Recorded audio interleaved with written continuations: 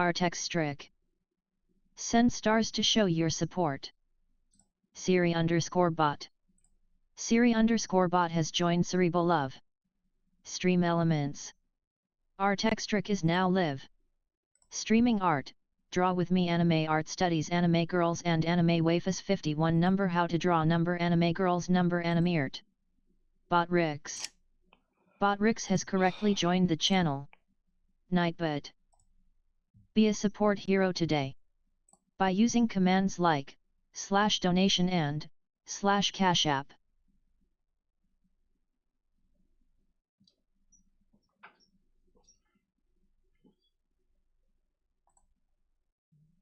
Ryo. Present. Yo Waymo. What's up? Faendal. Hola. Ole. Angela Robbins. Hey Teach.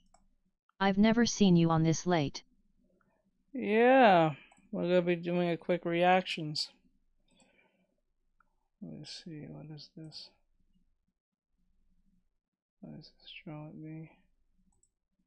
What is this? Delete that.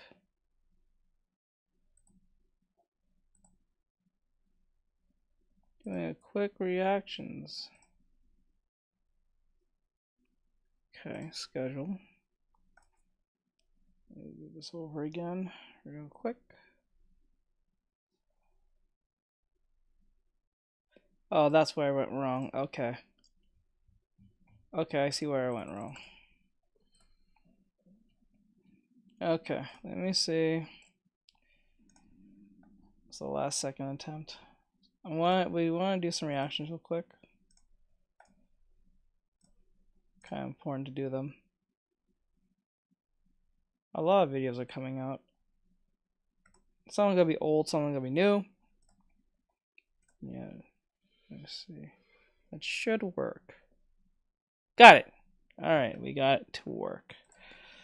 Pop out. Okay, put up there. Push this over here. So. No. No. Okay, there's that. There's that. I'm gonna do this real quick while I do work.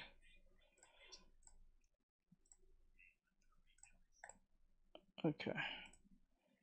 How many got the? How long is this one?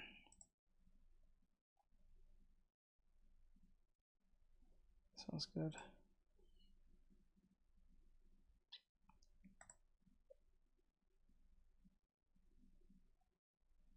Angela Robbins. He's looking mighty handsome. I might redo it. I'm not gonna lie to you. I might just redo it. I might just redo it. Not even kidding. I may redo it. Part of me feels like I should redo it. It kind of looks too... not the standards that I want it to be. So I might redo the whole thing. Okay, put over here. Since I'm not gonna be playing no music. Oh. Alright.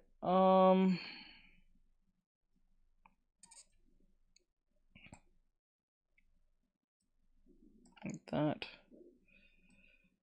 Put this over here. Ariane. Is he that bad looking? Yeah, to me. I like to give quality to my customers. I don't like give them like generic mediocre looking work. And if I can look at it again and it looks like mediocre work, I don't want to give it to them. I want to redo it. I wouldn't give you something that I wouldn't pay for.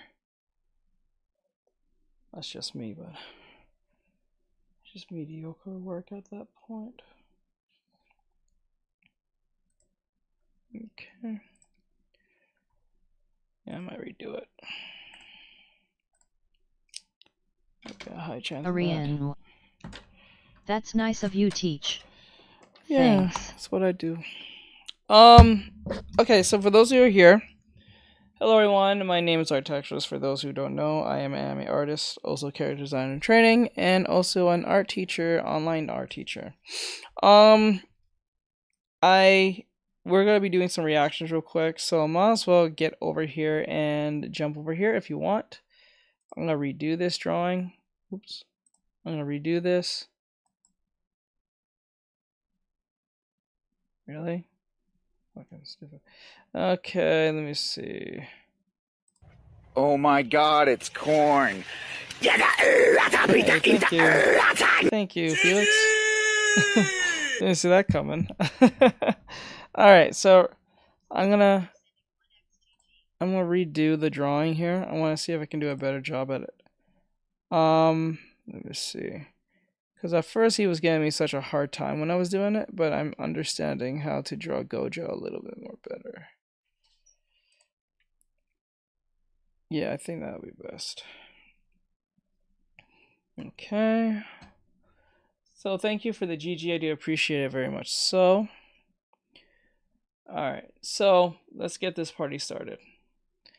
Alright, for those who don't know, if you want to be part of the videos, come over here on YouTube, Twitch, Trovo, or Kick. Or Facebook.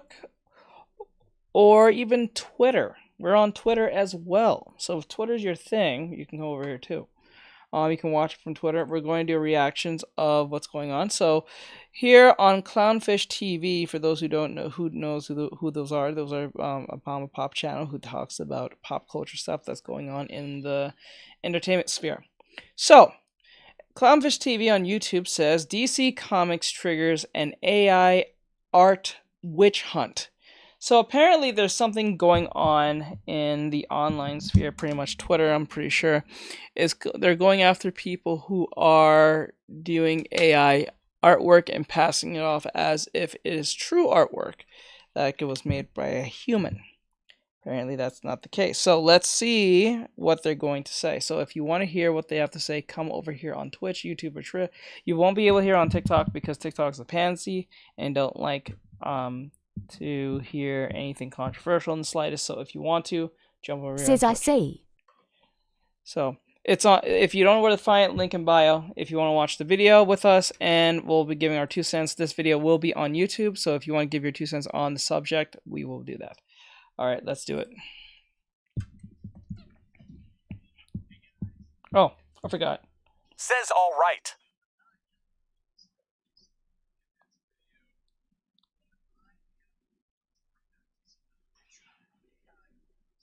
Okay.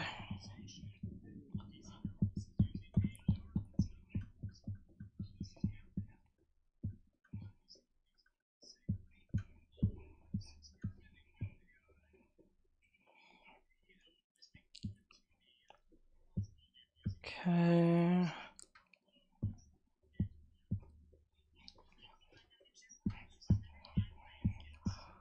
Okay.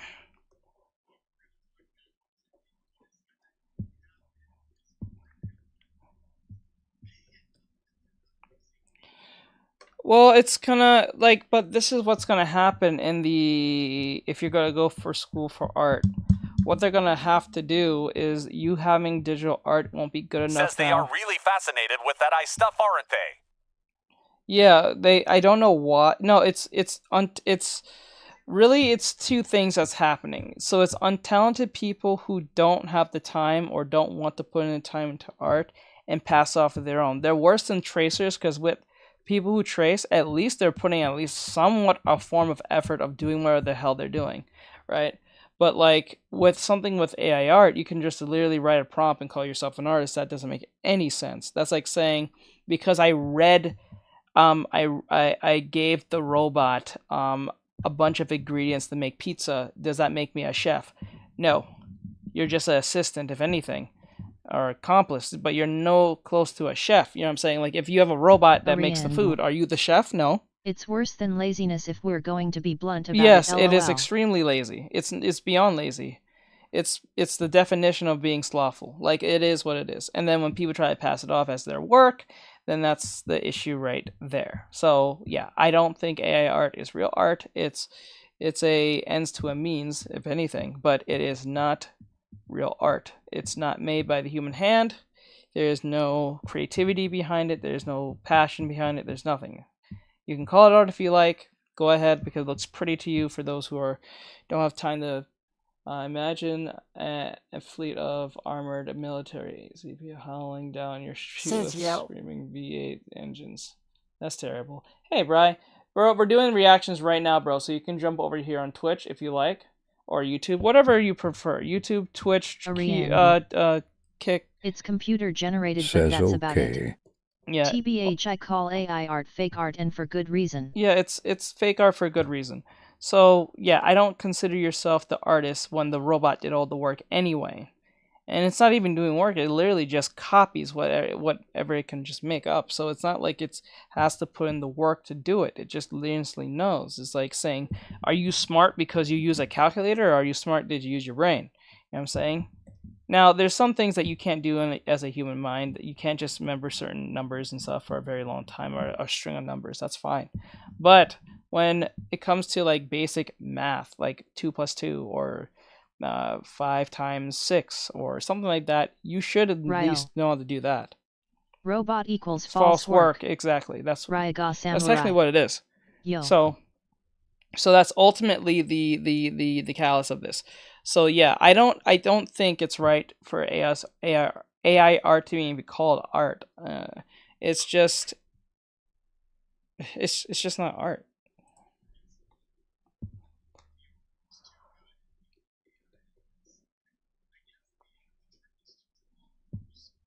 Ryo. WSG Ryaga. Ryaga Samurai. Sup Ryo.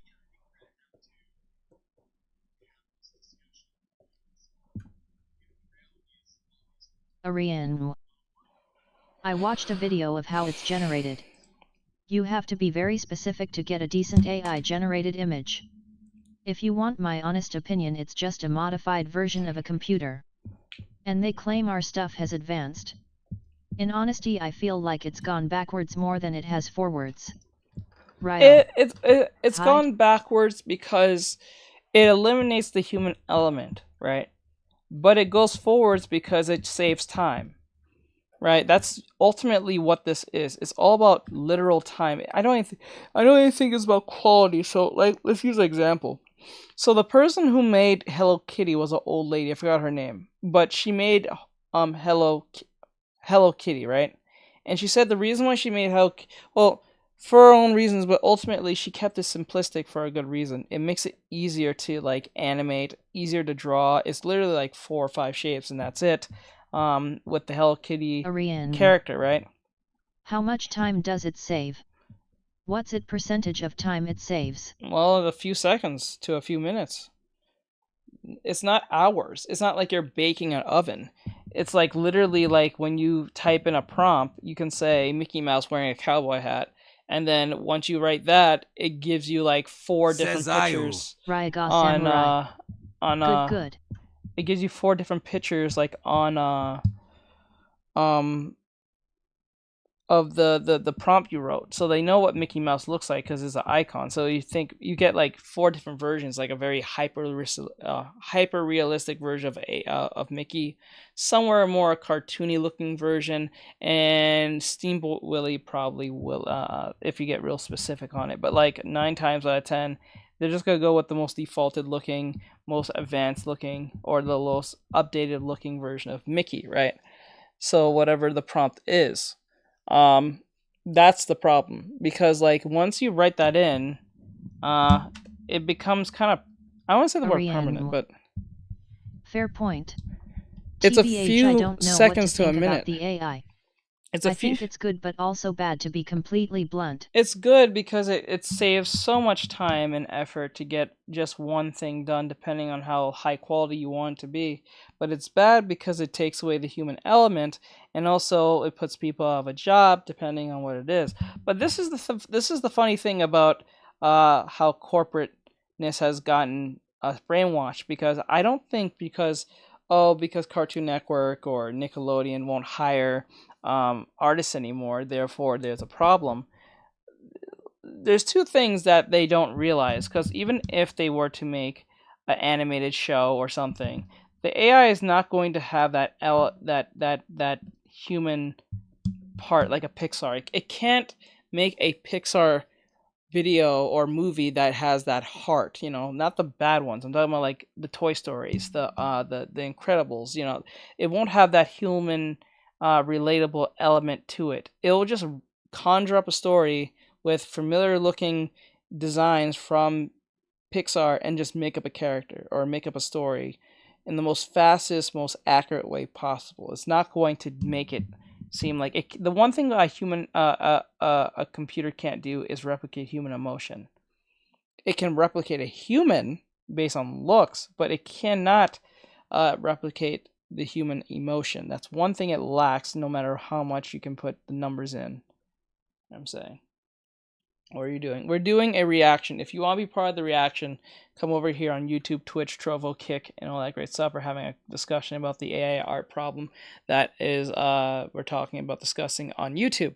This video will be on YouTube, so if you have a opinion or what case may be on it, you can come over here, YouTube, Twitch, and I'll read out your comment and all that great stuff. So yeah.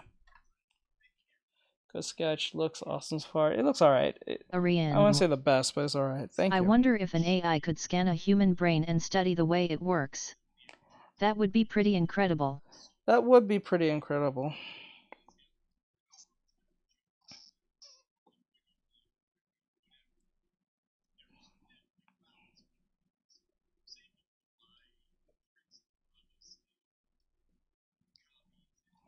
You know what? And this is the thing. Yeah, most people, two things are going to happen with the AI thing, right?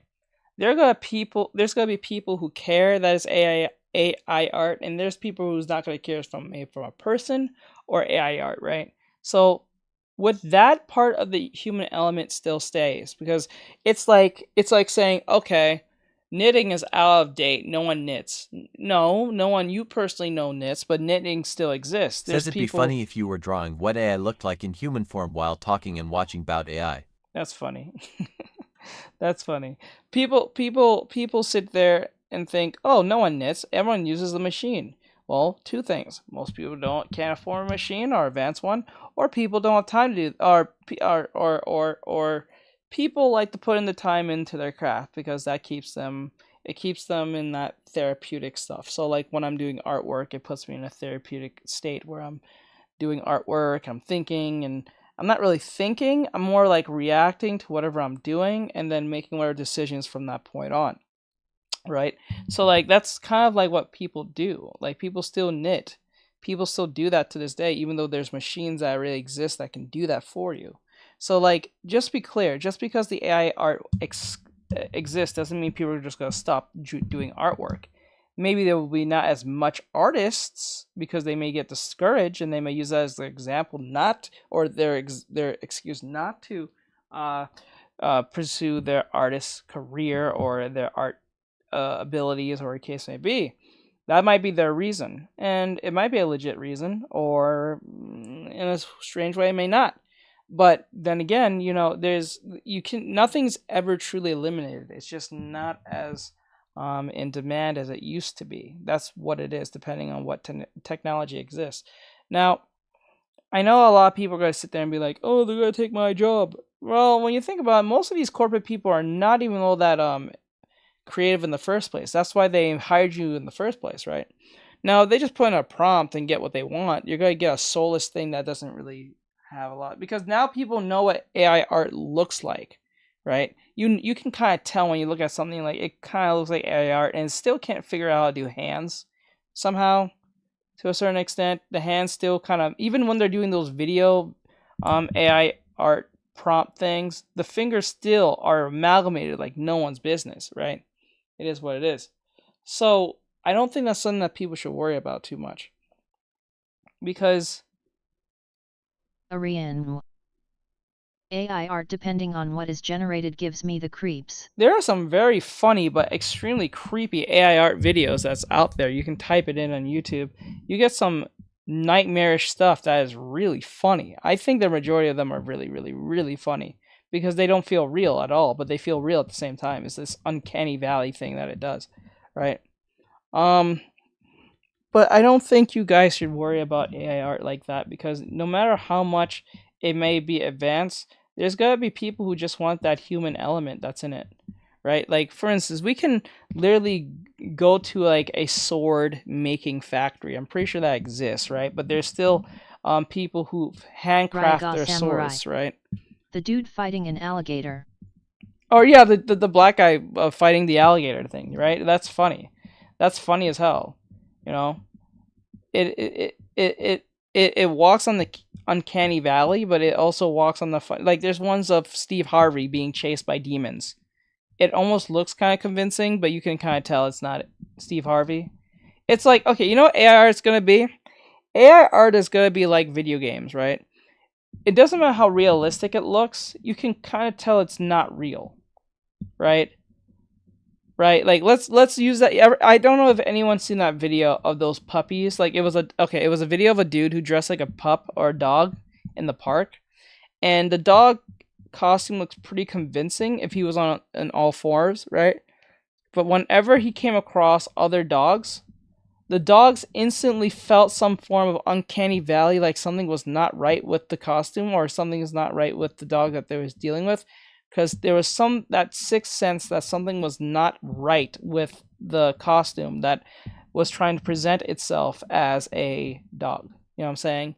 So I think that's what AI art is going to be like. It's going to be so almost convincing, but not convincing enough to fool you too much. It might fool you on certain situations where it's like point conversation. Oh yeah, I think I've seen that. It Yeah. looked like a bad transformation of a human body gone completely You're wrong, yeah. It's kind of like that. So, hey Azure, what's going on, bro?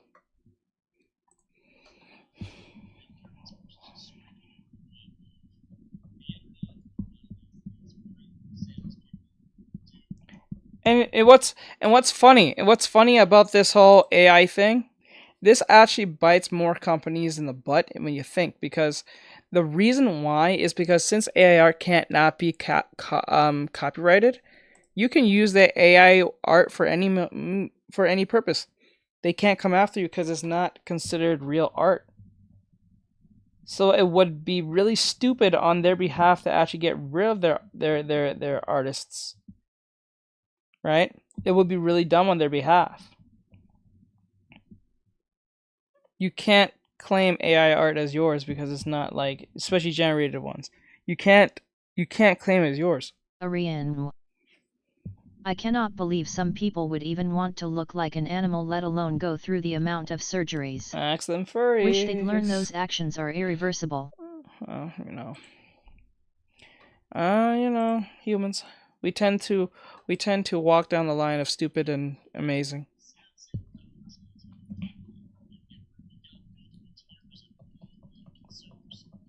Hey Ari. Hey Ari.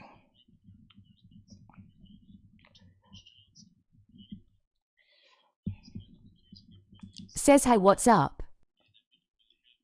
Hey Hum, what's going on, Hum? How's life going on? You know what? Drawing streams like mine will blow up because now people can't sit there and say, "Oh, the artist doing it like it's doing by himself. This probably AI generated." You can never come up to me and say my work is AI generated. It's always recorded, right? And this is what's gonna happen now to get into art school. You have to record yourself doing the artwork from point A to point B. You have to be recording yourself now, because if you want to send a submission, there's going to be two options or several options now where you having a digital like portfolio isn't good enough. You have to prove to us that you're the original person who did it. And they're going to ask you for two things. You can record yourself doing the artwork from beginning to end of whatever portfolio you're doing for each piece of work, so we know you did it, right? You have to state your name, show your face, show your process, explain your process. I'm a drawer that have a YouTube called Fully. I draw people on this game Roblox. I see.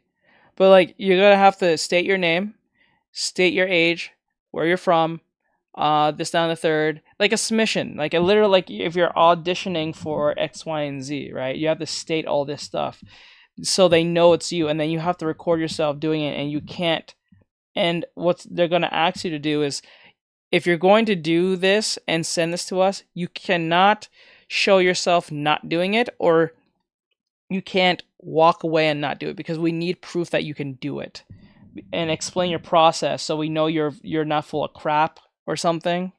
That's the next thing. Or if you don't want to record yourself, you have to do it on paper or something that has to do with nothing with digital. Like if it's going to be digital work, or even if you're submitting for digital work, you have to prove that you can at least draw or something to that point.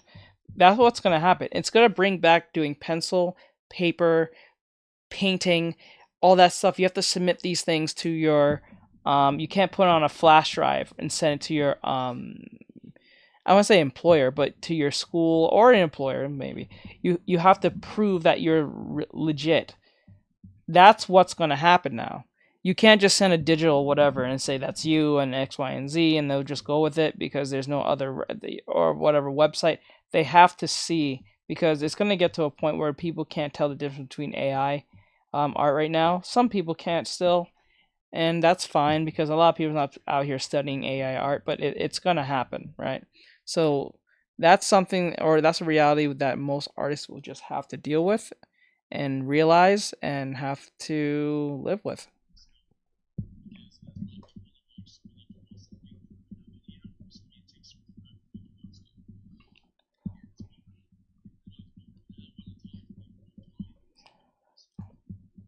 I can. Well, most cases I can.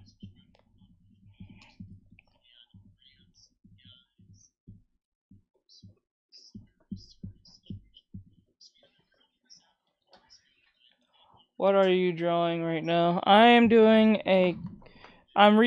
a drawing of Gojo Satoru from Jujutsu Kaisen. I was not too happy with the quality of how I was making it, so I'm redoing the drawing again. This is for a commission, so I don't like giving my customers... I never really thought about that low. Yeah, a lot of people don't think about it, but... And the thing is, I also say, if they say for instance you're working for an animation studio, right, and they let you go because either they can't afford you or they're trying to downgrade, whatever their stupid reason is, they're not that creative without you, right? And if you're creative, if you're really a person who can think outside the box, who likes to express yourself in a way that makes you different from others, or just like to create your be creative to yourself with anyone or anything, you don't have to worry too much, because if you are really passionate about what you want to do, you can take your talents, start a Patreon or whatever case may be, tell your family and friends, whoever, that you're starting a project, right? And before you even do the project, even when you mention project, do the project yourself, see you can do it, see yourself doing it. Get something out of the way, get the project out, and put it as a demo out there for people to see their interest. Because one thing with kids and young people, I'm not saying that young people don't care about AI art coming from not people, but like usually people who are lazy and just don't care, if they like what they see, they will like it and they'll follow it. It doesn't matter even if it's AI or not, because that element still exists, that people just don't care, right? So people will buy AI art. AI art is like the foot fetish of today, right? People have feet. You don't have to go buy feet. You can literally type in feet in the Google and you get feet. But there's people buying feet pics. Don't make no sense, but they got their own feet. They can do that, but they don't want to do that. Maybe their feet is not attractive to theirs. I don't know. So they can always go on the Google, type in feet images, and there's thousands of different feet, but there's people buying feet. You know what I'm saying? Samurai. LMAO. I know that's not the best metaphor example, but think about it. Time lapses. Or time lapses. You can do time lapses. I think people buy time lapses. I don't think they do, but it's possible. You can do time lapses, but time lapses, I'm not saying it could be replicated by AI, but I would still try to record yourself. Why do I walk in on you saying stuff about feet skull? I'm sorry, bro. That was just one of those moments where you hear me say something insane out of context. It happens more than you think. Like feet pics, yeah. We in Central ISA think you're amazing. Thank you, I appreciate it. Thank you so much. Oh wait, I just realized. Did I press the button over there on TikTok? Why didn't I read? Oh no, I didn't read out your thing. Okay, I just realized. Yeah, so like when you stop and think about it, it just don't overthink it. Ryo. Don't overthink it. If all things to come in on feet. Jesus. But yeah, so like there's people buying things that they can generate on their own, but they won't do it. There's people who can really type in, like, get a subscription on. Says people type in. Yeah, there's people who can type in like feet whatever on like Midjourney and stuff and get all the feet they want, but they rather pay for it. Says, do Which you is think weird. that if that becomes a thing for school, you think they'll accept time lapses? Oh, perhaps. I'm not saying that they may not, but given how easy that may be easy for AI to replicate in the coming years.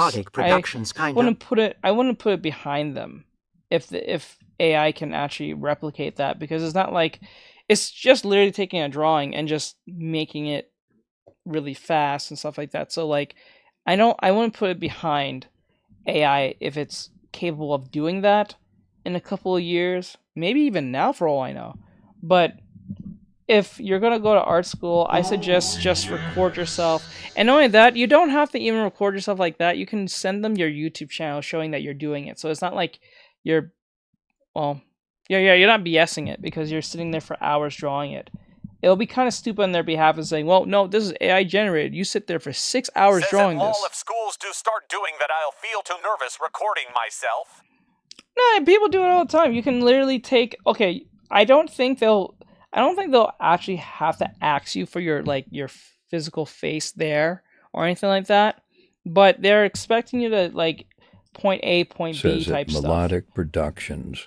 Because it's going to be really hard to like say, this is my drawing I did a time lapse of, or this is me doing a drawing on YouTube or Twitch or whatever the case may be, and it's 6 hours straight when you made an AI art. You know what I'm saying? That doesn't make any sense. Most AI art takes a few minutes to a couple of seconds. You know what I'm saying? So I think they'll accept that just fine if you record yourself like on YouTube, Twitch, whatever case may be, as a form of portfolio or something. But it's going to be a little more difficult for people who do digital. But if you do like pencil, paper, markers, or something that is traditional, they'll most likely accept you. It's a more guaranteed because it's hard for you to Says people type in weird stuff on Google and Twitter. You know, it is Twitter. It is Google. You know, it's the internet. It's kind of expected, you know? Says at Melodic Productions, hi hum. Just to be clear, for those who are here, we're doing a reactions on YouTube. So if you want to come over, Says God, I haven't done traditional in years. And be part of the video, because this will be on YouTube. You Says can come bright over here, close, hey, what's listen up? to the conversation. We're doing a video on Clownfish TV. They're talking about DC comic triggers and AI art witch hunt. So people on some artists that have been using on DC's payroll has been using AI art, and now people are witch hunting them for using it. So that's what's going on. So if you guys want to be part of the conversation, come over here on YouTube, Twitch, Trovo, or whatever case may be. If you want to hear your comment, Says I was just watching that. Weren't you? Oh, that's cool. See? So you can be part of the YouTube video if you want to be over here if you want to listen to it.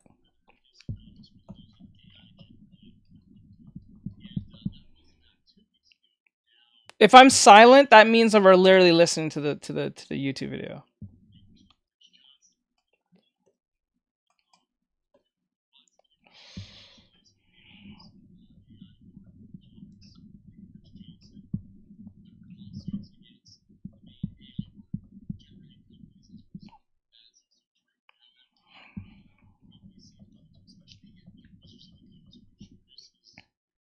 Yes. Yes, I've kind of heard that the Wizard of the Coast has been using a bunch of AI art to do their cards or whatever the hell. It's kind of sad. It's really sad. And they're woke as hell too. Hair. You got curly hair? Yeah. Says IDK, if I can do traditional, I rely so much on the blending tool. I don't know if I can do traditional. I rely too much on the blending tool. See, this is why I always would say to students, do traditional first before you go digital. Digital, I can't talk today. Go to digital, because if you do traditional first for a little bit and then you go digital, you'll see how much of a difference you got a live more easier compared to people who are traditional. And then you'll look at things more easier and get things done faster. But if you start off just on digital, it's going to look like a scary thing to do.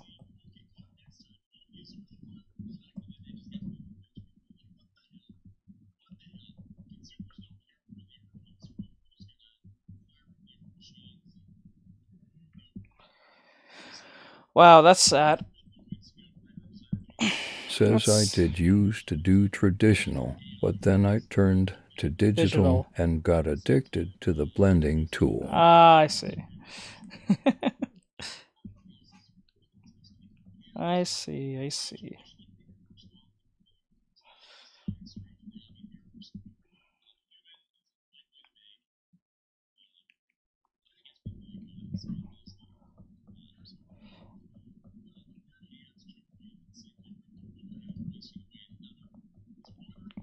It's funny how how AI art is the new tracing controversy. You know what I'm saying? That's technically what AI art has become now. Says. You know what I'm saying?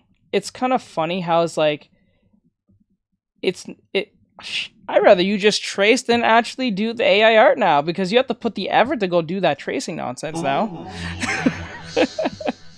Remember when back in the day when digital art became a thing and people said, you use digital art, you're not a real artist. Now digital artists and traditional art are shaking hands right now. Like digital art and traditional are both friends now. Gracie Ludwig. I am alive. Says I always drew with a pencil and paper, but then I started digital coloring and used the blending. Ultimately, I always think that traditional has always been better, because it's just something's different compared to using Says it Melodic Productions saying digital stuff. Like, don't get me wrong, digital is so much easier to use because you don't have to worry about buying supplies, and that was usually the real reason why I stopped doing traditional, is just because it gets more pricey, especially if you want to do more insane specific stuff. So that was usually what it was for me. That was my real reason. I even made a drawmation on that very thing. So I would always say that traditional is still king in my book.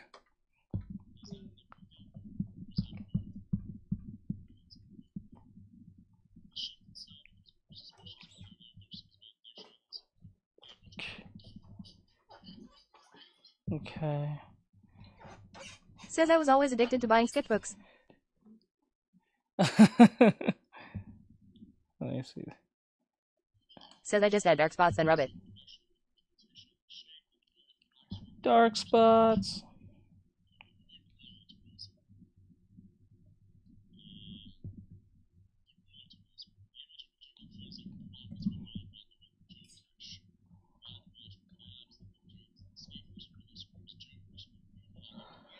Says I should try doing traditional again. Should give it a try. Gracie Ludwig. I did, because back when my computer stopped working, I remember I did when my computer stopped working for a good 2 weeks. I did a traditional stream, and ironically, I had more people watch me do traditional streams than digital. I think I had 11.2K people watch me within that week. Ryaga Samurai. Doing traditional work. I can't hear the video. Oh no, I paused it. Or oh wait, hold up. No, don't tell me the whole time I was playing. Son of a. All right, we gotta do this over again. Okay. I'll put this part in. I don't know. Should I put this part in? I should put this part in. Gracie Ludwig. No one said anything. That's wild. No one said a damn thing. Says I want to see your animation. No, not animation, it was drawmation. Big difference. Hey guys, welcome back to Clown Drawmation is one of those this is Neon, TikTok not here videos with where it's Geeky not Sparkles really an animation, in but this it's more video. like but I am Says going to still talk frames. about DC Comics and AI art and accusations that DC Comics is using AI art in Yeah, its comic VTubing books. model? This was bound to happen. A lot of these companies looking to save money, a lot of artists experimenting with AI, or you know, at least being open to the possibility of using it if it increases their workflow, gets them more gigs, whatever. A lot of readers and of course other artists vehemently against AI art. We're going to talk about it because snap! I didn't see you guys. Hello, local. Okay, yeah. I subbed and I wanted to let you know you have better skill than me. Oh, thank you. Hey, Vera. RTYN Zio. AI is the Kakashi of art. Is the Kakashi of art. Yeah, copies. This is good prompt. Thank you, Sunset. I do appreciate it. I'm sorry I didn't see you guys there. There needs to be a notification thing for the YouTube Shorts thing. It's annoying. I think what is going to happen is people are going to have to kind of prove that they're not using AI art. Yeah, you got to prove be yourself part of the now cool from this kids point club. Says I If really the art want to do looks too animation good, it might thumbnails be in my AI, I sketchbook. guess. I guess the trick is to draw Animation worse. thumbnails in my If you draw worse, then people will not believe that AI did it, I guess. But yeah, I think we're going to have this discussion because you know, the reality is a lot of these companies, they're just looking at the bottom line. Says it why, but it They feels don't better care where doing the it art came from. A lot of traditionally than consumers, digitally. I don't know if they care where the art came from. Oh, well, I don't know why. You know, how it was produced. Because and it's you. This, shitty. Because the reason why it's better. The reason why is because it's you, and there's nothing else. There's no stabilization. There's no settings. There's no effect that's happening. It's literally you and the drawing.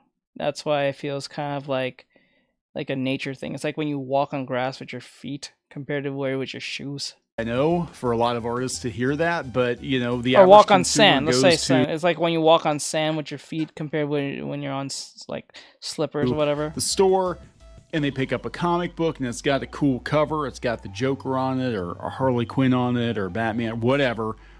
They're just looking at like, wow, that's a really cool piece of art. Same people that buy prints that are obviously copies at conventions. They don't care if it's the original artist or not. They don't care if this person's just scraping art off of the internet, and a lot of these print sales people do. They just know that's a really cool picture of Harley Quinn, and I'm going to pay $15 or $20 for it. And it's kind of the same with comics. So now, weird. too, I don't understand. You know, again, we've got multiple tiers of consumers. So let's talk about this. I'm a little late to the party, but apparently there's been some movement on it, according to Rich Johnston over at Bleeding Cool. Everybody's kind of accusing everybody else of using AI. Oh, and no. I think you're going to have Everyone's to using start the proving idea it of now like that you're not using AI. So maybe accusing draw streams AI. will come Says back. when I was actually 5 joked years old, I that, started I used to drawing do so draw good on streams, my but I thought they were walls. boring as hell. Nice. Because like you want to watch somebody draw something for how many hours? I mean, it takes forever to draw stuff, and it's boring. It really is boring. And I don't want to talk to people when I'm drawing because I can't focus on drawing. But anyway, let's talk about this. Before we get into it any further, please subscribe for more pop culture news, views, and rants. Guys, no woohoos. This is a very serious situation in comics. So yeah, apparently this happened a couple of weeks ago, and I vaguely remember hearing about it. That James Leach, writer and designer James Leach, was questioning whether DC Comics was using AI-generated art. And that was about 2 weeks ago, and now things are ramping up, according to Rich Johnston at Bleeding All right, bro, Cool. do your thing. Thank you for coming. Lots of Appreciate people are against the use of AI Says, art "See in you, comics, Rob." according to Rich Yeah, bro. Johnston. There are lawsuits against Appreciate the main AI art generating companies as a result. That is also true. However, more and more companies seem open to it. Especially you get like Wizards of the Coast, which produces or historically has produced massive amounts of full color painted art for Magic and Dungeons and Dragons. They've been busted on several occasions now Thank you for the share. using AI art, and they're just like, whoopsie doopsie, we won't get caught next time. We won't use it for the final product. And then they just got rid of a whole bunch of people that are like, what the hell? What the hell? Consumers don't care where the art comes from. We're just going to fire up the art machines and Fix the go chin. for it. So Yeah, yeah, the chin's according too to wide. Rich, a couple of weeks ago, writer and designer James Leach accused Andrea Sorrento of using AI in recent issues of Batman. Oh yeah. At the same time. Oh yeah. Wes did this video. Remember that? Wes talked about this very thing with the Batman AI thing. It's the same situation. Andrea Okay. Sorrento posted on Instagram Oh a video yeah, we showing did that video. A little art process in one of the contested panels. Leach initially wrote, first off, there are the usual telltale signs, strange anatomy, errors. Human is unlikely to make. I remember hearing about this. Yeah, we did gives this me video. like Simon Bisley vibes here, but the weird hands, Joker being insanely ripped in one panel and wasting away in another. His wandering nipples. Is that a nipple down here? Or is that a bullet hole? Maybe it's a nipple. I don't know. The shift in style becomes more suspicious when you note there seems to be additions in a much more basic brush. Look at the repetition and shape on the large black stroke in the first image. Wow. Okay, well, they really tore this apart. Yeah, they went hard on that. Oh, damn. They really tore this apart. Can't get away with this. The this. image in particular feels like a prompt that's been modified to look Jokerish. Why the washboard abs, the ripped jeans, and the sneakers? Hardly screams Joker. Smart move hiding the hands, though. Another thing that stands out is how low res the painted panels are compared to the rest of the art. So are they talking that some of the panels are paintings and some of them are AI? Okay. So this is Andrea Sorrento's response. So you can actually see the process. I think this is what is probably going to have to happen. Unfortunately. I mean, that just adds extra time as an artist. Like, do I really want to screen cap myself painting, drawing, everything? Well, that's what most people do anyway. Yeah, so apparently this is her. That's what most people do anyway. Most artists can't just like, oh, I did an artwork and show it to people and then things go right. You usually have to show some form of proof in some strange way that you drew it, whether it's a time lapse, whether you recorded yourself on YouTube or Twitch or Trovo or Kick or whatever, platform you're on. You're doing YouTube videos of you explaining your process, or you're doing a Patreon, something to the point there's some form of you recording yourself or improving that you have some form of knowledge that either you made something or you know how to make something. So that's the only way to show legitimacy amongst artists these days. You don't have to be a content creator. I'm not saying that, but I'm saying it's not the same as like you in school and you drew something, or you tell people, your friends, you drew it, and they will just go with it because they're not going to care anyway. So like it's different when you're trying to prove it to your like employer or your like that school you're trying to go to, whatever the case may be. Some have had to use watermarks or done by pencil, and other people accused them that their drawing was photocopied or something like that. Yeah, this is why this has been more of a can of worms for most people than it is a blessing. And like I said, this is going to destroy companies in itself, because if AI art is not considered copyrightable, because it really isn't, they're gonna have a hard time stopping people from using their stuff when they use AI. So like, I wouldn't be surprised if people started copywriting or trying to use the AI generated art from Wizard of the Coast because they have used AI stuff to make X, Y, and Z. I wouldn't be surprised if people started doing that. And there's nothing that they probably can't do, because if they got generated and it's proven that they got generated, says I like using AI art as references cause sometimes I have a story for them, but I can't see a design. It was going on a lot on TikTok a couple of years back, if I remember correctly. They even destroyed their art from paper to prove to people that the art was real and not fake. Yeah, that's maddening after a while. Dang, only one guy watching you deserve more. Oh no, I have a bunch of people. I have 4 on, I think, TikTok. I have like a few on. I'm streaming to all platforms, not just one. So you may be the one on YouTube Shorts, but I have several on YouTube. Just regular YouTube streaming. You might be the one dude on YouTube Shorts. I have a few people on TikTok, where case may be. So like, yeah, it's like that.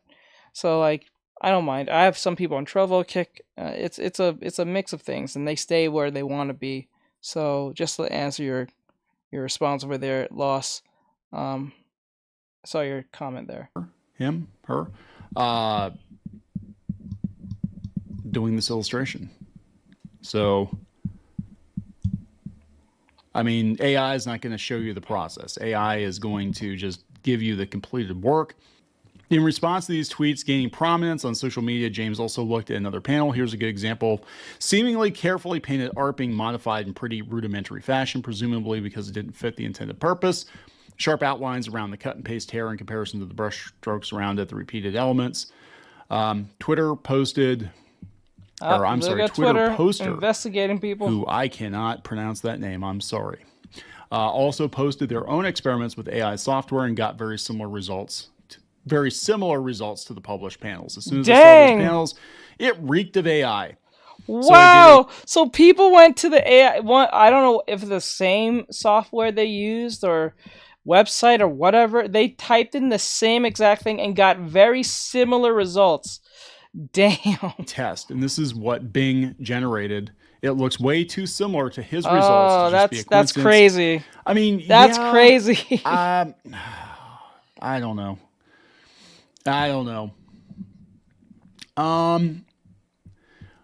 One of these is an actual Batman panel made by an alleged renowned artist. The other is made by AI after I wrote a description. Well, actually, if anything, that's crazy. That should show you how freakishly good. She said, I like using AI as a reference because sometimes I have a story for them, but I can't see a design. I don't know. I wouldn't. I always try to not to encourage my students to use AI art, not because it's not morally right. It's not about that. It's more like the issue with that is like sometimes the AI art will have very questionable anatomy and it'll look convincing, but when you really pay attention, and this is what people are doing right now, like over here on this video, what we're watching and doing a reaction on, Neon just mentioned this very thing. They're talking about the Joker problem where they found AI art in a Batman comic and the Joker anatomy is not making much sense. His nipples like somewhere off and stranged off, and some rib cages are off, or hands are off, or skin is off, or bone is off, or whatever the case may be. That's why I would never use them as a form of reference. This is why I would use like real people. If the real people look too AI generated, I would use someone that exists, like a Demi Lovato or a Kanye West, or someone that exists as a form of a example for like clothing, poses, or a case may be. Someone that actually exists in some form. You couldn't even use yourself. That's a perfect example. But like I would avoid using AI art. I get what you're trying to do, but like I would avoid it as best as I could. I don't use AI cause they show things incorrect. Yeah, they usually do. If I use an actual human, I can draw them looking more natural and bend them in the way a human would, whereas AI makes them look like they had plastic surgery or a Barbie doll. Yeah, I think last time, it was a couple months ago, months ago, I think you was doing a artwork you wanted me to look over, and I realized not only there was, not the artwork you did was generated, but I know the reference you used was a generated artwork for an anime girl. I forgot which one it was. And I realized that the reference was not accurate based on the anatomy placement and positioning. It was just really off-putting. That's why you was having such a hard time, and I had to point it out. Thank God I did, because if you did, you would have not only just learned a bad habit, but like it would have caused so much headache on your behalf trying to get it right when it was not even right in the first place.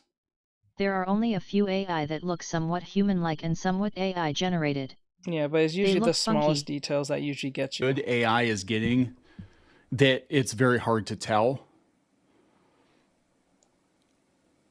I mean, that's what that tells me, is like it's very hard to tell if the art is AI or hand-drawn or digitally painted or whatever.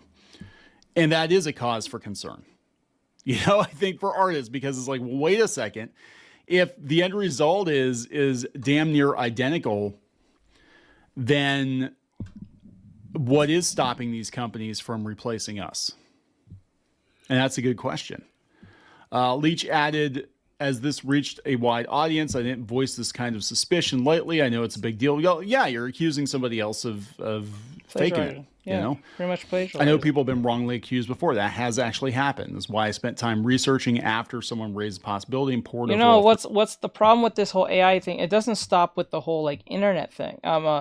It never stops with the art thing, because if it becomes more prevalent that it's okay to use AI all the time, how can you tell if someone who wrote a paper? You know what I'm saying? Right? The more this thing becomes accepted, the more generosity of things won't.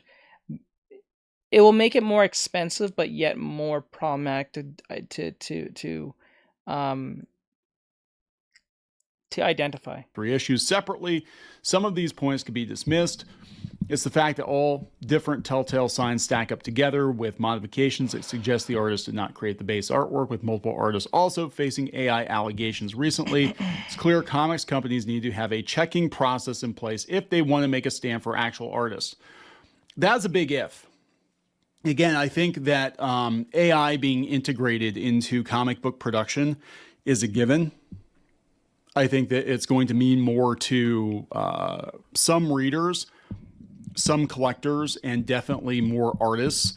And so far, most of the people that have the aversion to AI are artists, because it is their livelihoods on the line. You know, it really is. I mean, again, if you can crank out moldable full color Batman graphic novels per month, you know, in the same amount of time and the same budget it would take to do one, the company being the company and looking to make profit is absolutely positively going to do that. They're going to do that. They're going to be like, well, geez, we can have 10 Batman comics, or we can have 1 Batman comic, and the consumers aren't really going to care. The average consumer isn't going to care. Yes, there are going to be people that are going to pore over every panel and be like, is this, you know, live or is it Memorex? But Memorex? Normies probably won't care. They'll just look at it and be like, it's a pretty cool Batman cover. That's some pretty cool art. I'm going to pick this up. And that's the unfortunate truth. You know, I'm not justifying it. I want to be very clear. I'm just saying the thought process is we can get more bang for the buck. We can get more bucks I appreciate it. with AI. That's what all these companies, we can get more articles. We can get more artwork. And does it devalue individual artists and writers? Absolutely, it does. Mm-hmm. It absolutely does. Are they going to fight for you? Probably not. They're going to fight for the bottom line. They're going to fight for their shareholders. That's what they're going to fight for. So it's kind of like, I don't know. I really don't know what the future of this is going to look like. The world is changing. It's only going to get harder to tell. That's true.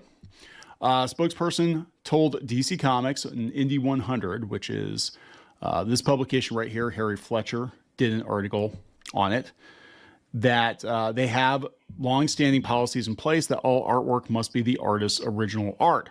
We're looking into the specifics of the situation. Okay. DC Comics have told me nothing else since.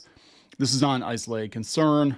There's a Tumblr user asking about... I wonder if some of these AI-generated stuff like Batman is generated from a company, or if the gaming company who used the AI to generate Batman was done on a LEAI generation website online. What do you mean? What? Elaborate. I'm not really sure what you mean by that. Recent Power Girl covers for DC Comics. And apparently the artist, they said, look, it looks fine. If you look, you can see inconsistencies, yada, yada, yada. But apparently this artist broke it down too and showed their sketches. So, you know what I'm saying? It's going to get really, really hard to tell. And I think we're going to see kind of a digital witch hunt go on. I think that we're going to see artists basically poring over other artists' work to see if there's any digital tomfoolery going on. And this kind of used to be the case when stuff you can make people like started using AI image by using an AI digital generator tablets on an online website. No, I get what you mean, but like I'm talking about the Batman thing you meant. I was lost on that one. And Photoshop. I remember that wasn't real art either, you know, and you had to show that you were actually drawing stuff, that you weren't, you know, cheating or tracing or whatever. And now we moved into AI, but you can see, these are real sketches.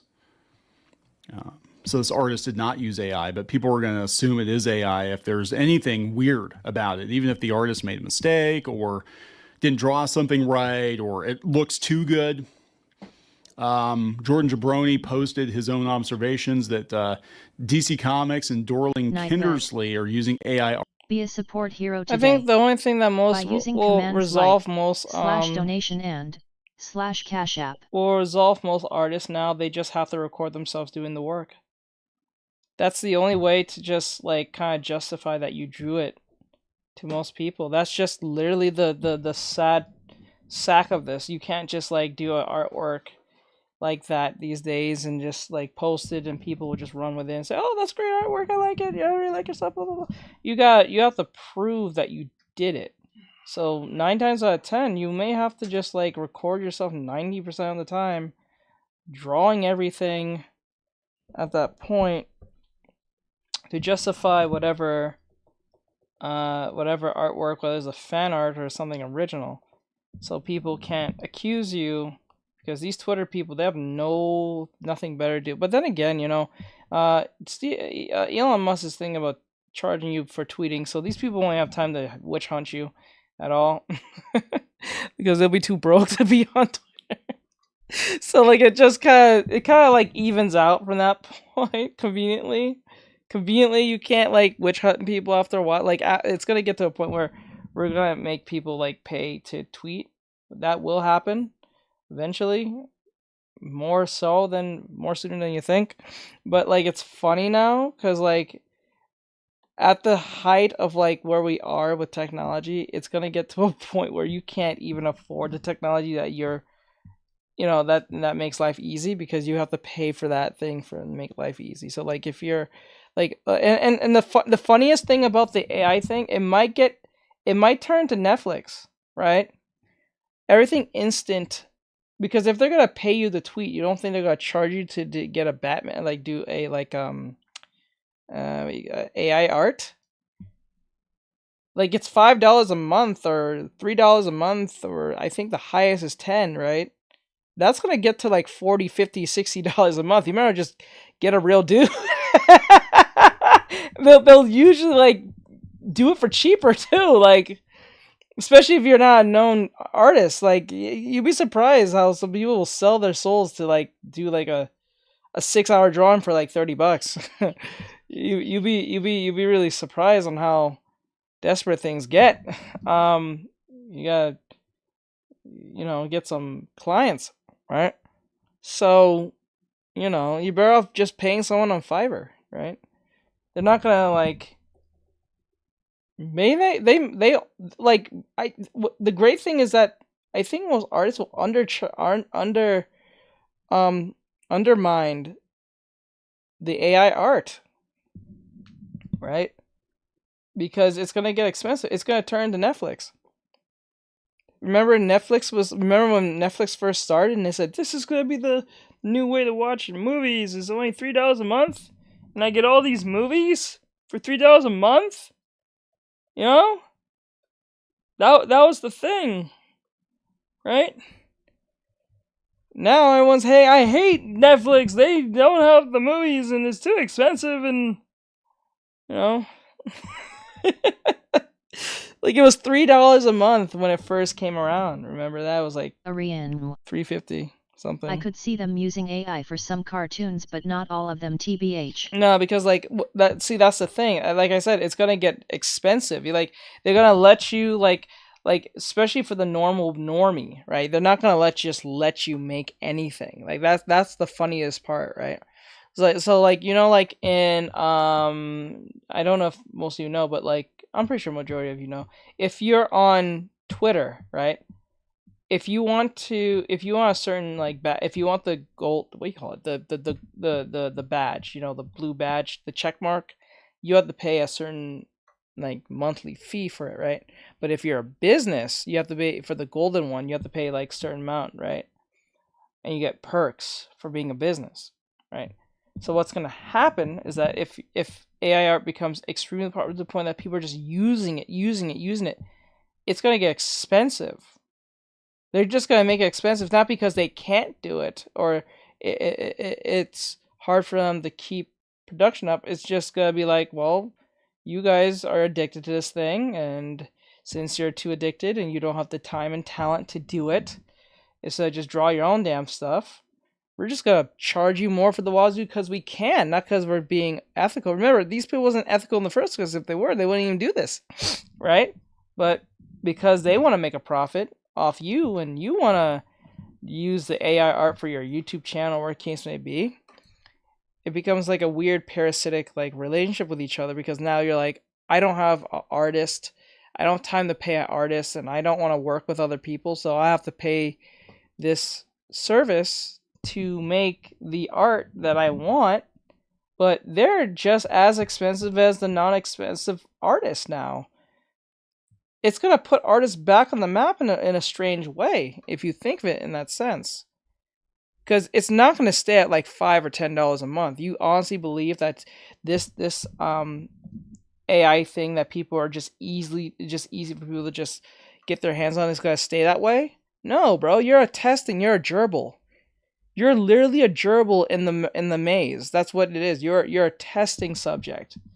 And once this thing gets so good to the point that it can replicate human stuff, it's going to be so expensive to have. Think about it. It's going to be cheap for art for companies probably.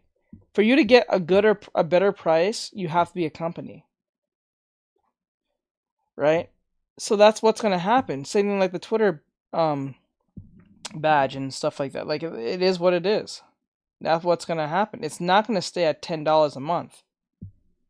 We all thought Netflix was going to be $3 a month or even $5 a month. It's now $20. I think, if I remember, it's $20 to have Netflix. I think it's almost $20 to have Disney Plus. Is it not? It's literally you're almost buying cable. It's almost going back to the number of what cable used to be, right? Slowly, surely, but slowly, or more faster than you think. So, in a weird way, for AI to exist, it's going to hurt and benefit artists at the same exact time, financially and non-financially, in a very strange way. Art on the cover of their new book, DCC. Remember, YouTube used to be free all the time. There's going to be a time where you have to pay to upload your video. That day may come one day. Maybe not on YouTube, maybe another platform. Maybe one day when YouTube just disappears tomorrow in the future. There's going to be a time where you have to pay to upload a video in hopes that you're...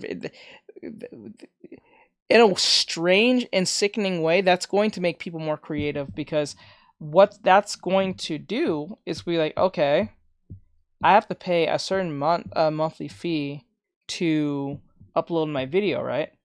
So what's going to happen is, if you want the benefits of getting like that sweet YouTube money or future YouTube money, you have to be creative as hell.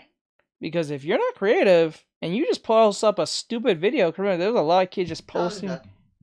There was a lot of people who was posting videos back in the day in 05, just posting up anything because they didn't think much of it.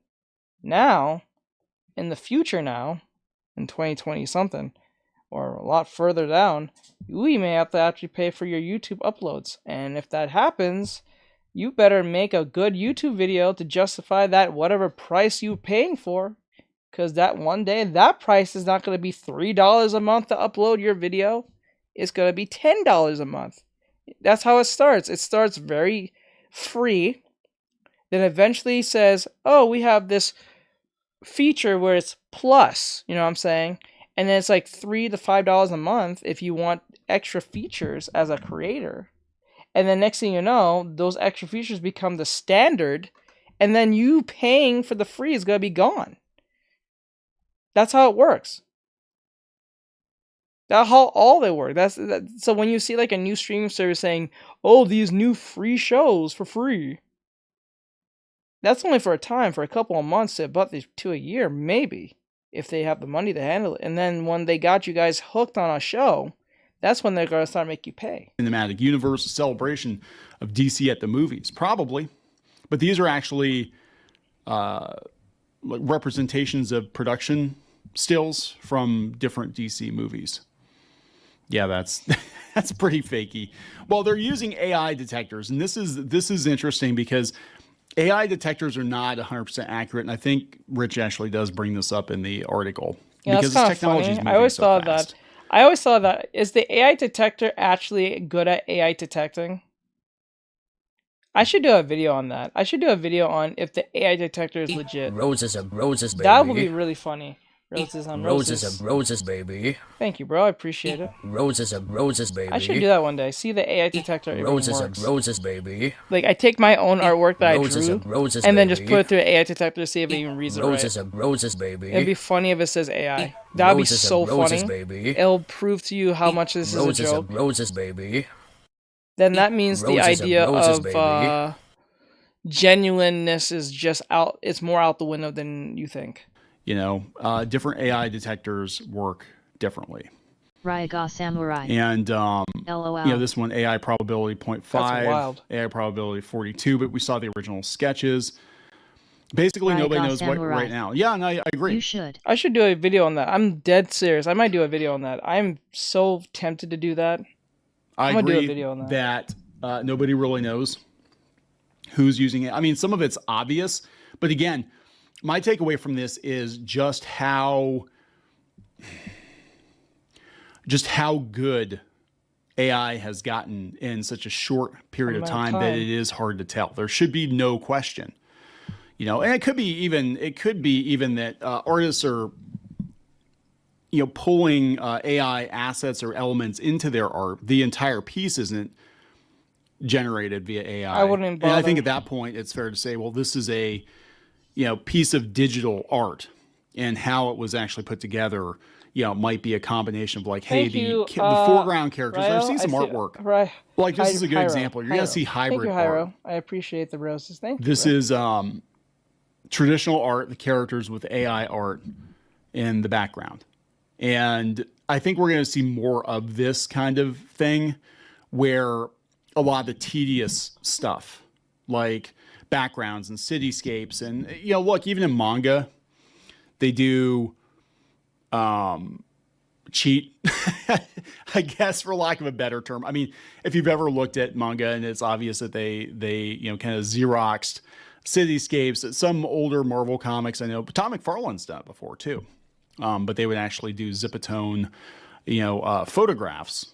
And so it is a way to cut some corners, and like, if it doesn't really do anything for the story, like, okay, cool, I can spend, you know, 3 days drawing these beautiful cityscapes, or I can just input the cityscapes into the computer and just, you know, maybe have a 3D model or something that speeds the process up, because the reader is not going to care at the end of the day. You know, and that's one of those things I don't really mind too much. Like when it comes to like background work, where if the background, like, okay, say you're watching a cartoon and you know the background are usually just kind of like a backdrop, not really a background, but a backdrop.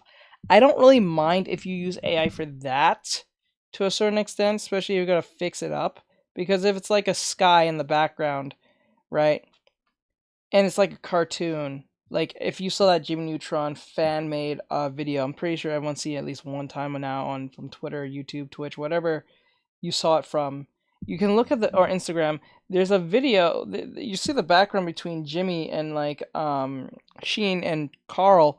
The backdrop of the background is not that important, other than what Carl's sitting on. That part is actually shown. That's drawn, I believe. Everything else is kind of like this one-dimensional color to let the characters pop out on top of the background, right? I don't mind if you use AI for that, because it's just a meaningless task that needs to be gone, right? No one wants to deal with that, unless if you're a background artist and you're willing to do it, then that's one thing. But like, if you can't afford one, that's one thing. But like, something like drawing a character frame by frame is a little different. I think it's a little different. It's just different to me, I think. I think when it comes to like meaningless tasks like background stuff, I don't think it's that serious. But I understand background artist is an important thing. So like that also plays in. Says Emma, go to sleep. I'll see you next live. Okay, Emma, have a great night, hon. Be safe and have a great night. The reader probably won't Thank you care. for coming. I appreciate you. Other artists will, because they'll be like, well, you completely fudged this. And I think that that's where most of the criticism, I'm going to be honest, I think most of the criticism is coming from other artists, because it is kind of like, hey, you cheated. You know, this isn't fair. I'm doing everything by hand. And is it fair? No. It's not fair, but I think it is what it is. And we're going to see more of this. And I think within the next 2 or 3 years, it might be very common to see Marvel and DC comics generated in part or completely with AI artwork. And I've said before, my own usage, I would consider it if I could basically train the AI to draw in my style and draw the way that I would draw things, but preferably better, you know?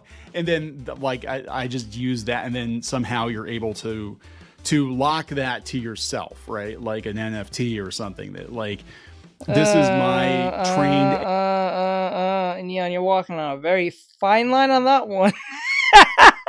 Bro's walking a very fine, even that's a hot take even for me. I don't know about that one, bro. I don't know about that one. And I know he can draw, because he said he has drawn for Disney and for, I think, Marvel before, I think one of them. But like that's I don't think I agree with that one, Neon, but I understand people's opinions to themselves. I don't think you're evil for saying that. I'd rather you say it than not say it, but like, Jesus, I don't know about that one, bro. I don't know about that one.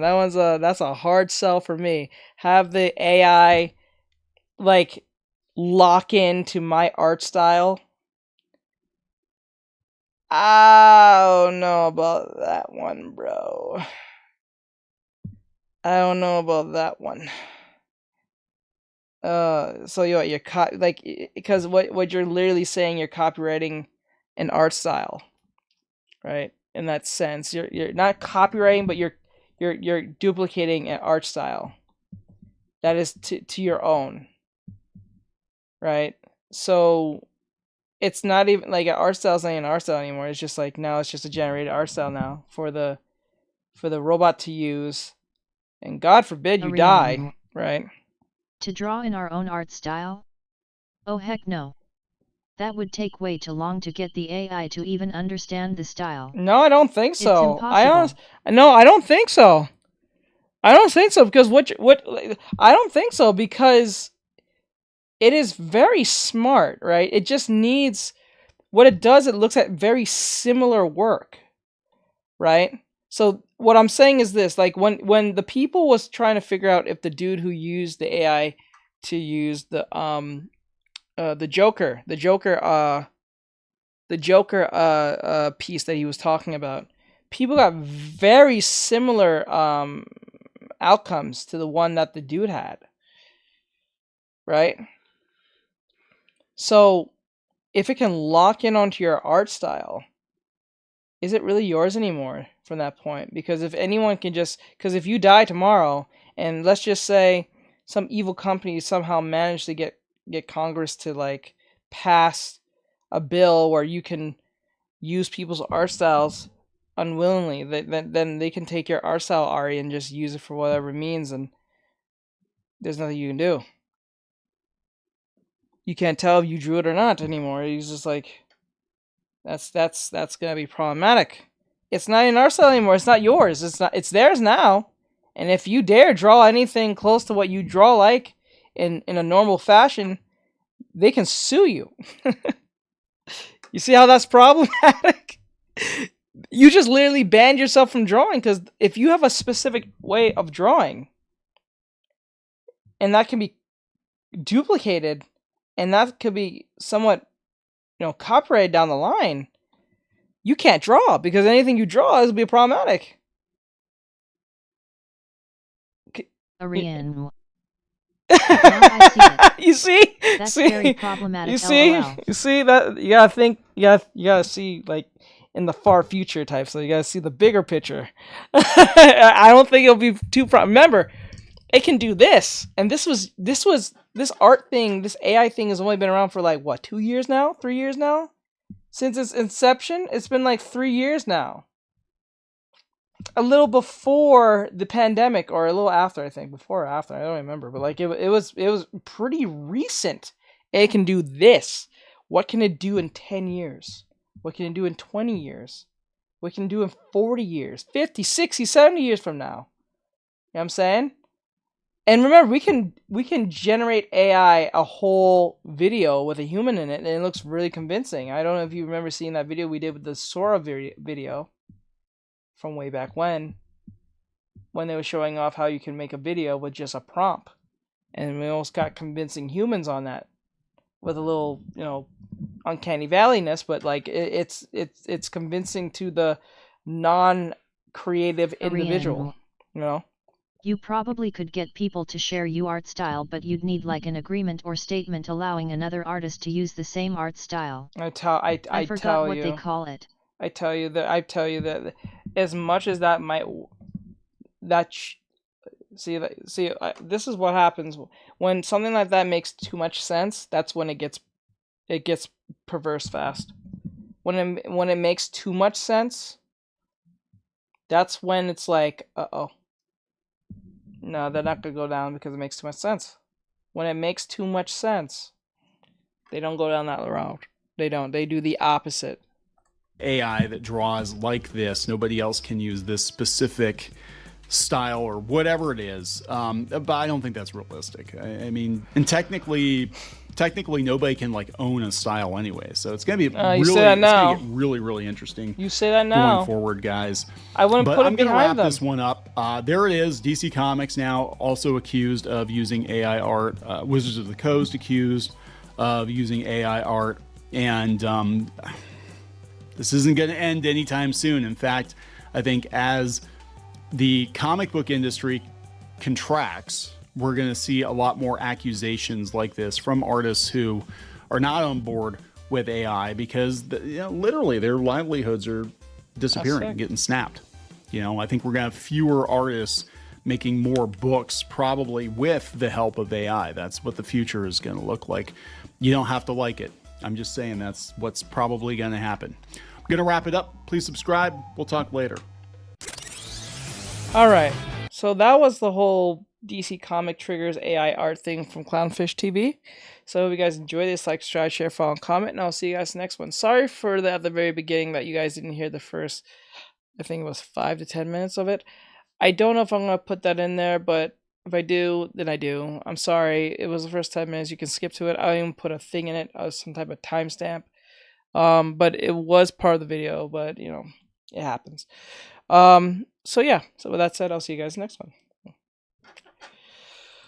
Alright, so this one's from Endymion. It says Warhammer retcons Emperor of Mankind into that word, GQ, if you can get what I'm trying to say. Henry Cavill, future goes woke. Oh no.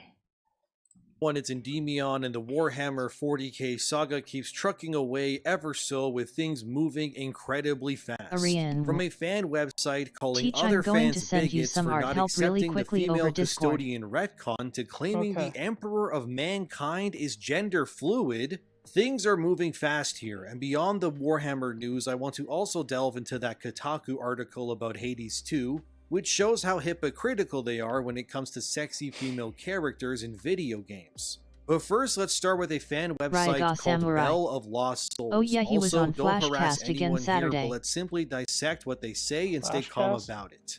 Remember, we can't stoop down to these people's levels, we have to rise above it. Anyway, that article is titled, Warhammer 40k Only Bigots Hate Female Adeptus Custodians. This article was recently written by Abe Apfel, who claims that anyone who stands against these changes is nothing short of a bigot and should not be associating themselves with the same playbook. There is always the same playbook.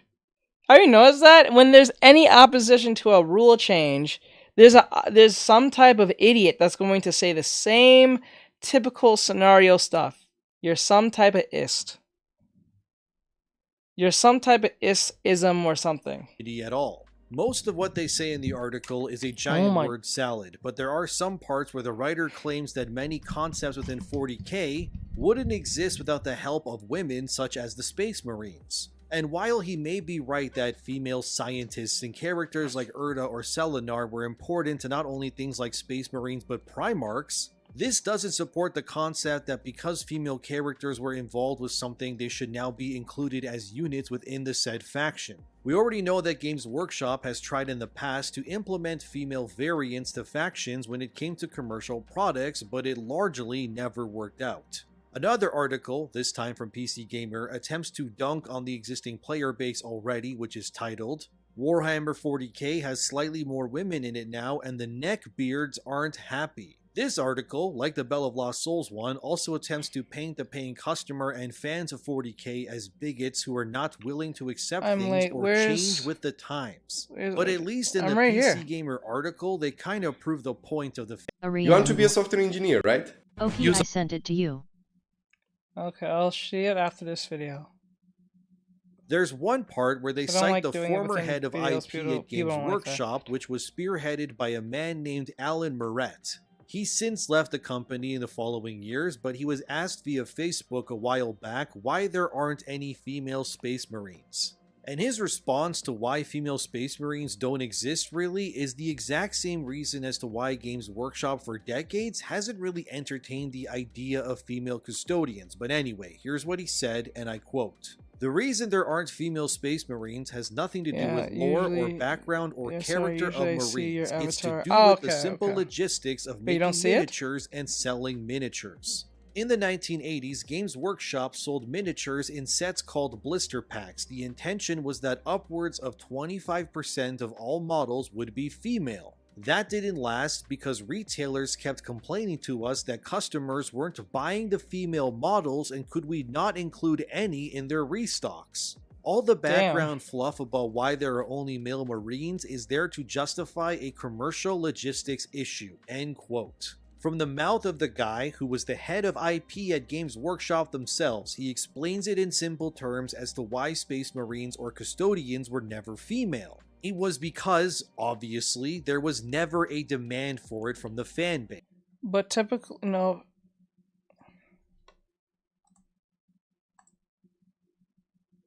What the hell? Oh, I just realized, hey, what the hell? What are you doing? There you go.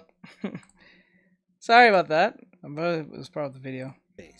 And this was well before the term woke or anything really even existed within the cultural zeitgeist. The whole page looks like these were the fans that bought these miniatures and supported Games Workshop well before things like being a geek was cool or anything like it is now. So even back then, without the predisposed notion of wokeness or forced diversity even being a thing, the fan base rejected these concepts, and for good reason. You can't really say these fans from decades ago were somehow alt-right or anything either. They were simply fans of something when things were arguably much simpler than they are now. Which is why it's so puzzling these days for companies wanting to push concepts into these markets and franchises when they are clearly not being accepted now or even back then. Nobody wants going pretty well or custodians. The only people that want it are people. Just to be clear, we're doing the we call it the reaction. So if you come over here, you can. We're just doing a video right now. Who won't buy your product anyway. The truth is that the majority of the time when these groups who advocate for diversity and inclusion cry from the rooftops that they want more forced diversity, they rarely ever support the things they demand when it comes to actually opening their wallets. Maybe it's because they're all self-proclaimed communists and therefore have the brain-rotted opinion that they shouldn't have to work in order to live, and believe the government should fulfill their every need, and we know there's a ton of them who unironically do think that way. But the truth is that if these things like forced diversity or pushing for female variants and things that are objectively male-dominated is wanted, then they would sell well. But as we know, many products, like even games, don't sell well or even do well critically when they champion these ideas. Forspoken, Suicide Squad, Validated, more are just games that push the idea of female representation and diversity.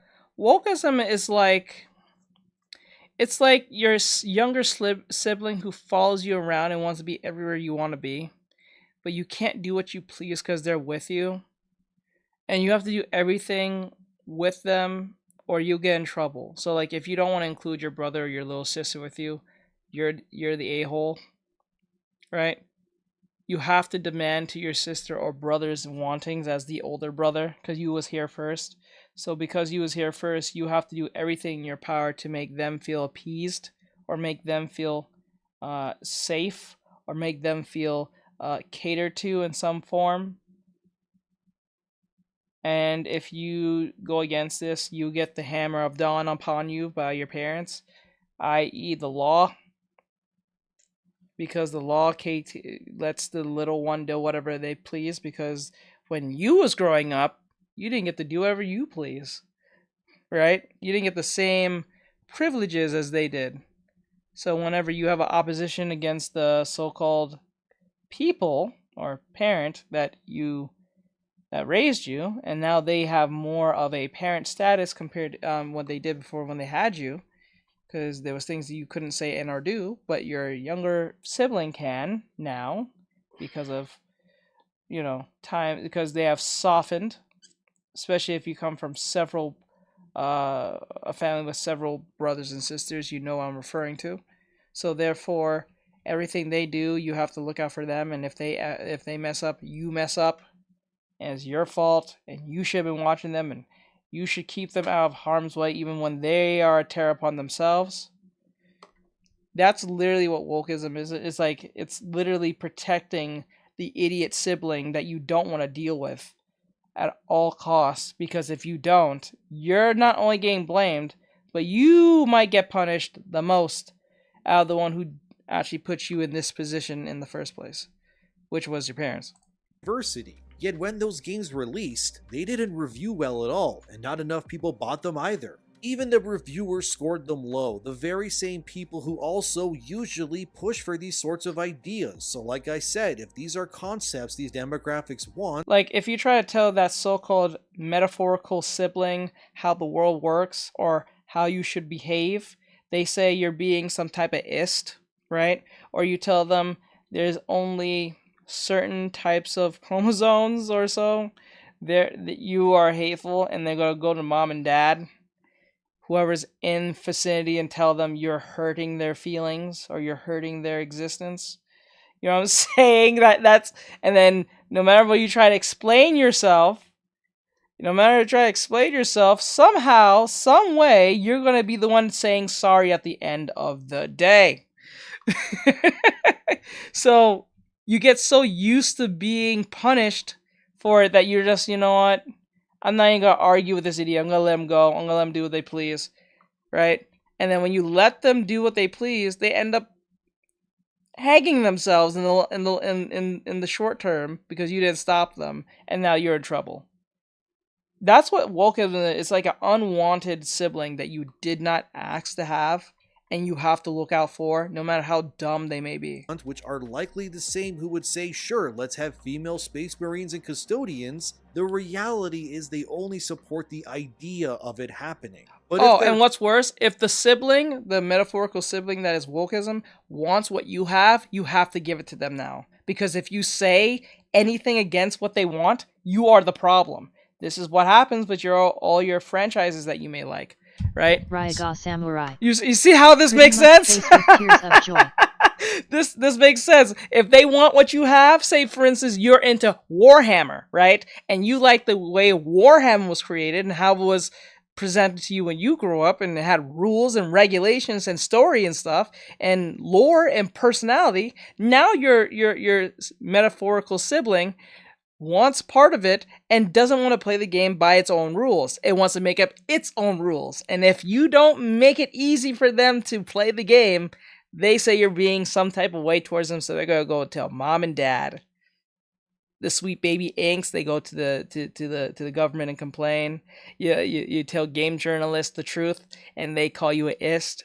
You try to play some Warhammer, you tell them the truth, they call you an ist. You know what I'm saying? Like, it is what it is. It's funny. How ironic this sounds. Raiga Samurai. Give it to me, or I'm telling mom. Call you a bigot. Yes, technically what that is. That's technically what it is. Because when you tell them the truth, they scream and shout, call you a bunch of names, and run to your parent at the time of whatever franchise you're in or whatever state of life you're in, and then they'll just tell either the cops or their boss or X, Y, and Z, and the boss will go whatever they do because they're such a cute little harmless thing. And remember, they're small, right? So that means they're usually under the veil of what's the term they say? Marginalized. You are marginalized because you're the minority. So because you're so small and the other one's so big and it's been here longer than you and has more sense than you, and I'm not going to put the effort to, I don't know, educate you on how your bigger brother and or sister got here or did what they had to do to stay out of trouble. No, we're going to make the big one do all the work and change the rules for the little one because mom and dad just don't want to be bothered with it because remember, they're the marginalized. So yeah. Told they need to spend 50 to, I don't know, 100. Was it what Kyle said? Oh, that's right! That's right! How you want to drink your water? He's like, I can't reach. You can't reach it? Now you know how it feels to be the marginalized. Oh! Dollars per product in order to support the very concepts they champion. They either can't afford it because they have no money because they're communists, or they're unwilling to, and they just expect the act. 8 sleep. That's literally what wokeism is an unwanted sibling you need to deal with at all costs. Why I love it so much. Actual fans and customers of varying franchises to do the heavy lifting for them instead. But the people who do have money and support these things don't want these ideas and they reject it. And then what these companies are left with is a product that's for nobody. That not only loses money, and then the same communist blue-haired weirdos who cry feminism throw their arms up in the air without yet again ever lifting a finger to do anything to change it. The idea of female custodians, marines, or any other forced retcon change can always be reduced to the simple concept of, does the actual market want this? And if these people maybe stopped buying overpriced lattes with stickers like Smash Capitalism slapped on their Apple MacBook Pros, they could maybe afford to support the change they want to see. But this is the problem we're at, and of course these websites are all attempting to state that it isn't their ideas or lack of support that is the problem. But it is instead you that is the problem for not willing to support their moronic crusades with your... You see what I'm saying? If I don't support what my little brother sister's doing, all of a sudden, it's not they're the problem, you're the problem. And anything that you say from this point on, you're in contempt. Money so they don't have to. As Belle of Lost Souls puts it, they think the only people who are against this notion are the fans themselves. Which is a bold move to make considering your website is quite literally a fan website itself, and attacking the very fans that likely support your independent slice of the internet is always a terrible idea. But here's a little of what this moronic article had to say, and I quote.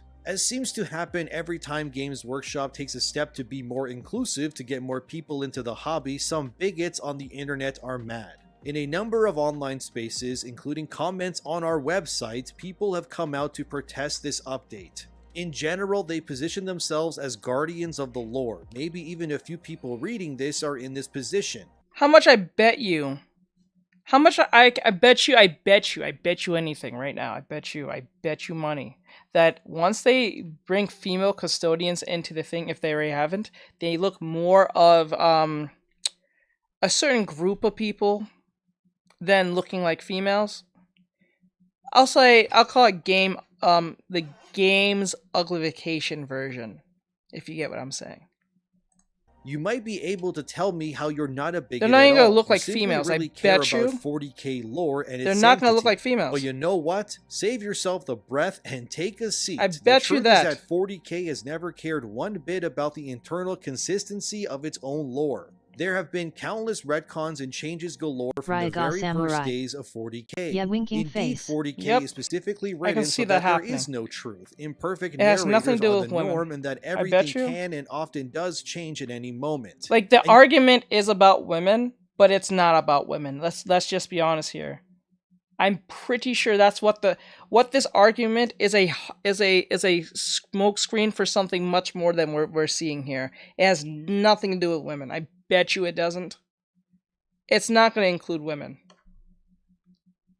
And yet people still get mad about only a small subsection of these things. The arguments about caring about the lore fall apart pretty quickly when you look at what people seem to be mad about, because it always seems to be when women get introduced that you see anger popping up on the internet.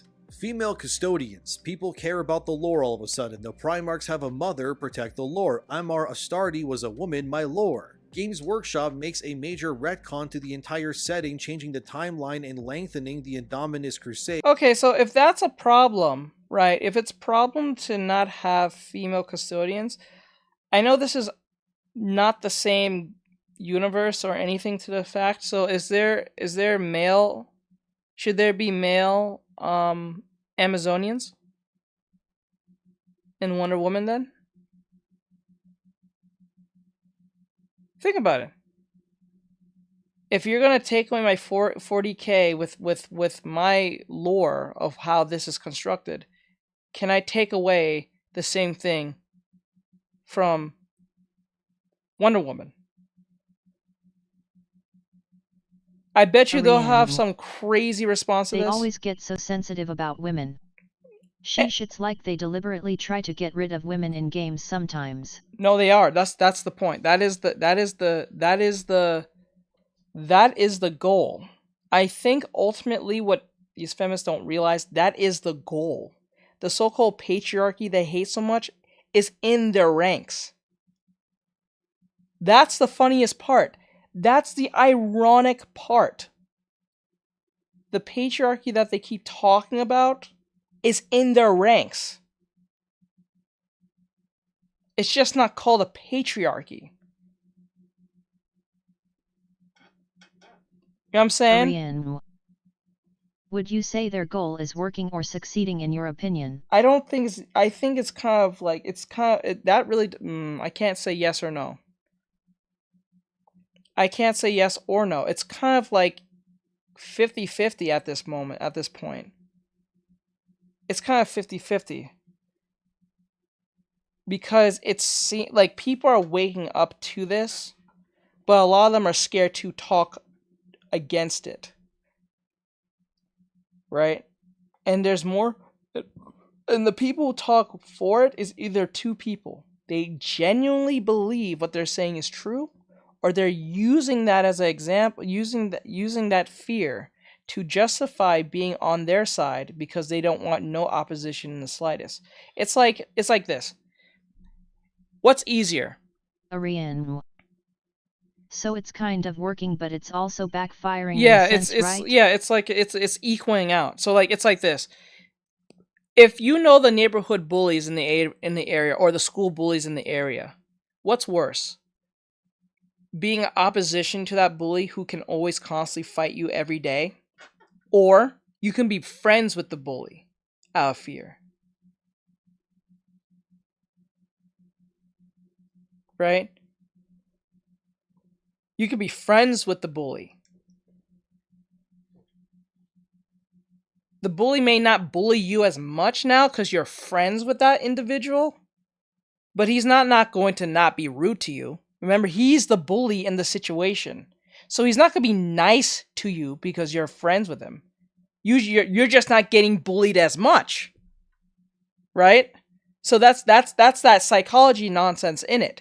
It's like, I'd rather get a punch in the face than get beat up. It must be pretty tough for them to find a happy medium if it's 50-50ths. No, it's not. It's not. That's the thing. You can't... That's the thing. 50-50 is not a good enough reason. That's why they say people who are woke are clinically and proven to be unhappy. Because when you side with wokeism because you're afraid, you're not going to be happy. True, but you're still getting bullied. Yeah, you're still getting bullied. You're just not getting bullied as much. So it's still an inconvenience on you, on your behalf. So the thing is, what you should do is be the opposition towards the bully. And that might sound scary because it is, because you're getting the full wrath of said bully, right?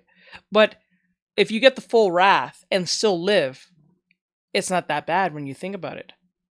Because if you still live throughout the full wrath, that's all he can do. And once you live through that full wrath, what else can he really do to you? Nothing. So from that point on, you can actually go against the bully because you know what he's actually capable of because you went through it already.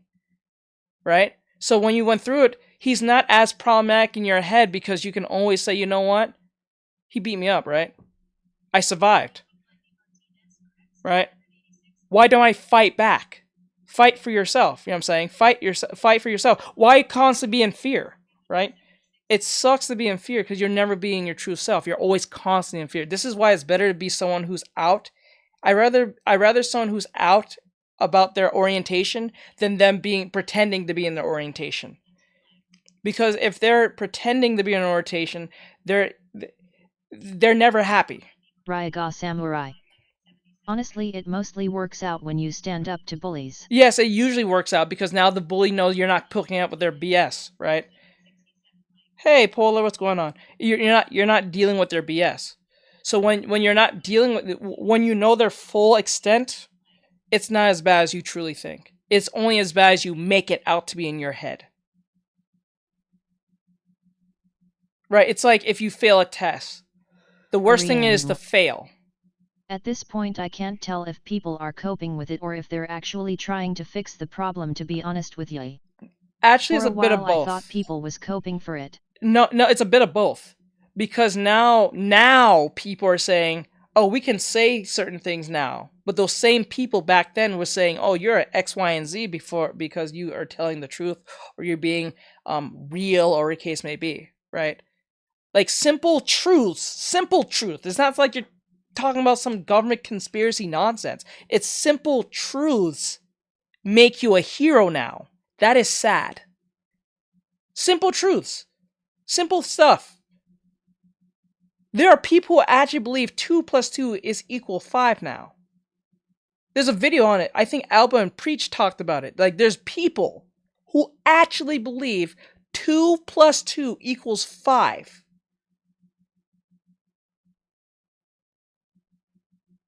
And there's people who run with that because they don't want to upset some type of woke crazy person. That's what's happening. And that's scary. You're never truly yourself. That's why it's best to be someone who's out of their orientation, being who they are, than pretending. Because when you're pretending, you're never truly your true self, and you're miserable. And when you're miserable, you do miserable things. Or you do miserable things to yourself. That's straight Riri. So, like, it is what it is. Yeah, it is. Yeah, it is straight Riri. Yes, you're right. You're right, Brian. I got what you meant. It is. It is. So I'd rather be the opposition to a bully than be his friend. Because remember, you're friends with him now. And you're still kind of getting bullied. What if you say the wrong thing that you didn't think was problematic to him? Or maybe you didn't say anything problematic. He's just having a crap day and he feel like beating on you because you're his friend. You better up being the opposition at that point. Because you never tell what he's going to do next. Because it's better to be the opposition, because when you come across your bully, you're going to automatically think they're going to do something to you. So it's not going to even think that they're not going to do something. But it's more scary when you don't think they're going to do anything and they do something wild to you. I wonder if they're fighting us about not wanting women in games because now people are waking up and giving them a piece of their minds. No, I don't think it's that. I don't think it's, yeah, it's sort of the same thing when people unfairly jump all over products they don't like on social media. It makes it sell better. People may have a FU mentality to bully. Yeah, that's what they did with what do you call it? Hogwarts Legacy. People who was tired of the BS that was going on said, you know what, I'm gonna buy 5 copies. Just to be mean to the, just to stick it to the individuals who was causing this ruckus for no reason over a video game. You know what I'm saying? That's what I'm saying. And after a while, people are going to eventually wake up or blow up on you.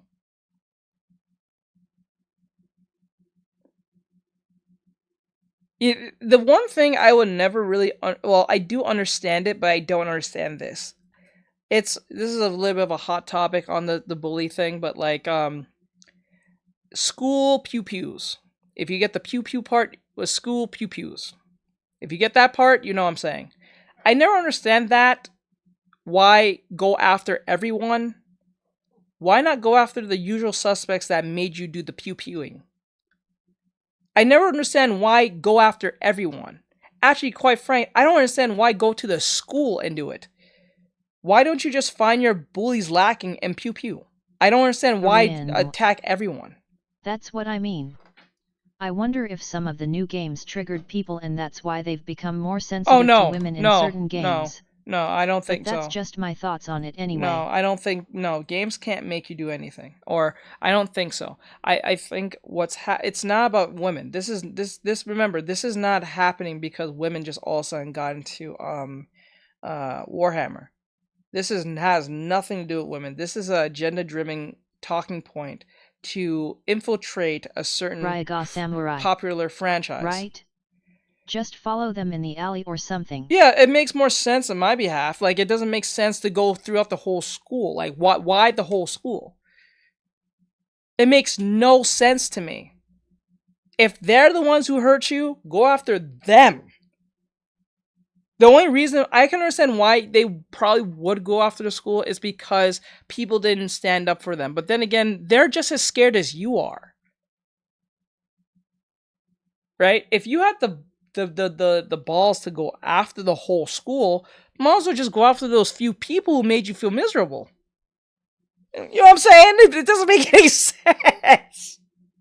Like, it just seems like now you just sound like an evil person. If they're after a franchise, which franchise in particular are they going after anyway or trying to? I'm a tad confused who they're directing this at. Oh no, it's anything. Okay, it's. I want to mute. I may have to mute myself on this on TikTok. Hold on, let me mute myself because I know they're gonna be mad if I say this. Okay, I'm muted. So the pattern is the white straight male, the straight white male. That is the goal. Destigmatize or colonialize the straight white male. That's what it is. Think about it. Think of any show that had a straight white male. Are streaming, yes. It is to take away from the straight Christian white male, whether it's conservative. It doesn't matter liberal, because liberals gonna go with anything. So it's the conservative straight white male who happens to have Christian-like values and any constructive values of 15 to 20 years ago. That's what it is. This is why your Batman's just crying. This is why your Superman isn't who he is. That's why his son is not who he is. This is why Wonder Woman hates all men. She's not for truth. She just hates all men. This is why anything with a straight white male as the front and center, your Spider-Mans, this is why your Spider-Mans are not liked or anything like that. Anything that started a white straight male from 70 plus years ago up to this point is being either race swapped, completely orientated, changed by orientation, or completely killed off with a whole new character of diverse, whether it's female, person of color, I hate that term, or female, person of color, or orientation, or all three at once. Arian. It makes sense now. It's now it's I the understand focus. This better once you explained that better. Yes, it's the focus on the straight white male. Remember, they didn't change anything about Wonder Woman. Really, she just hates men. They didn't really change anything about Captain Marvel. They just make her look like a dude. It's to upset and erase the white man in any way that has conservative thinking in the slightest, or had any conservative values in the slightest, being a hero, doing the right thing for his country, or where the case may be. That's what this ultimately is about. What's worse is that they will outright lie and say, this is the first they'll say this is JR is right. He is spot on. Thank you, JR. You said it perfectly. They'll say, this is the first woman of color from, let's just say, Star Wars, or person of color who wrote a Star Wars story, or something like that. If you go back in the books, you can find something. What about Blade, Black Lightning, superhero, Static Shock? You can keep going. It's usually not. It's a lie. It's a lie because for some odd reason, kids today believe the world started in 2005 and everything behind that, or no, 2000. Yeah, 2000. No. Everything started in 2000. I'll say like 13 or 14 to them. Anything after that, racism just came out of nowhere. That's why you can have people who are of color, as they say, and say, like, it feels like 1950 something when they never lived in 1950 something. They have no real clear understanding of racism. The only thing that they're exposed to is an inconvenience of race. That's what it is. It's not racism. Because true racism back in the 1940s and up, or whatever the case may be, they'll bluntly talk to you and crazy. I remember one game where they added the first black male to a game and the game went out the window. But I forget which game it was, but the game lost a lot of gamers that played their games. I don't know what game it is then. Plus now, actually I want to read your whole thing. What is worse is that they will outright lie and say, this is the first X ever every time, like they said. Black Panther was the first black hero and Captain Marvel was the first. Yes, he said it. He said it outright. They said Black Panther was the first Marvel hero. No, he was not. What happened to Blade? Right? Blade was one of the first old G's of the Marvel, not cinematic universe, but Marvel heroes in like mid to late 90s, early 2000s. There's Spawn, Blade, what else? There's other ones I would get. Static Shock, Black Lightning, what else? There's Luke Cage, I think came before Black Panther, I think. Yes, Luke Cage came in before Black Panther, I believe. Black Panther was introduced in Civil War. You see how weird this is? I be like, really? No one isn't chasing you down, hosing you with a fire hydrant. Yes, no one's not doing that. Static Cage, I heard, did not go down too well.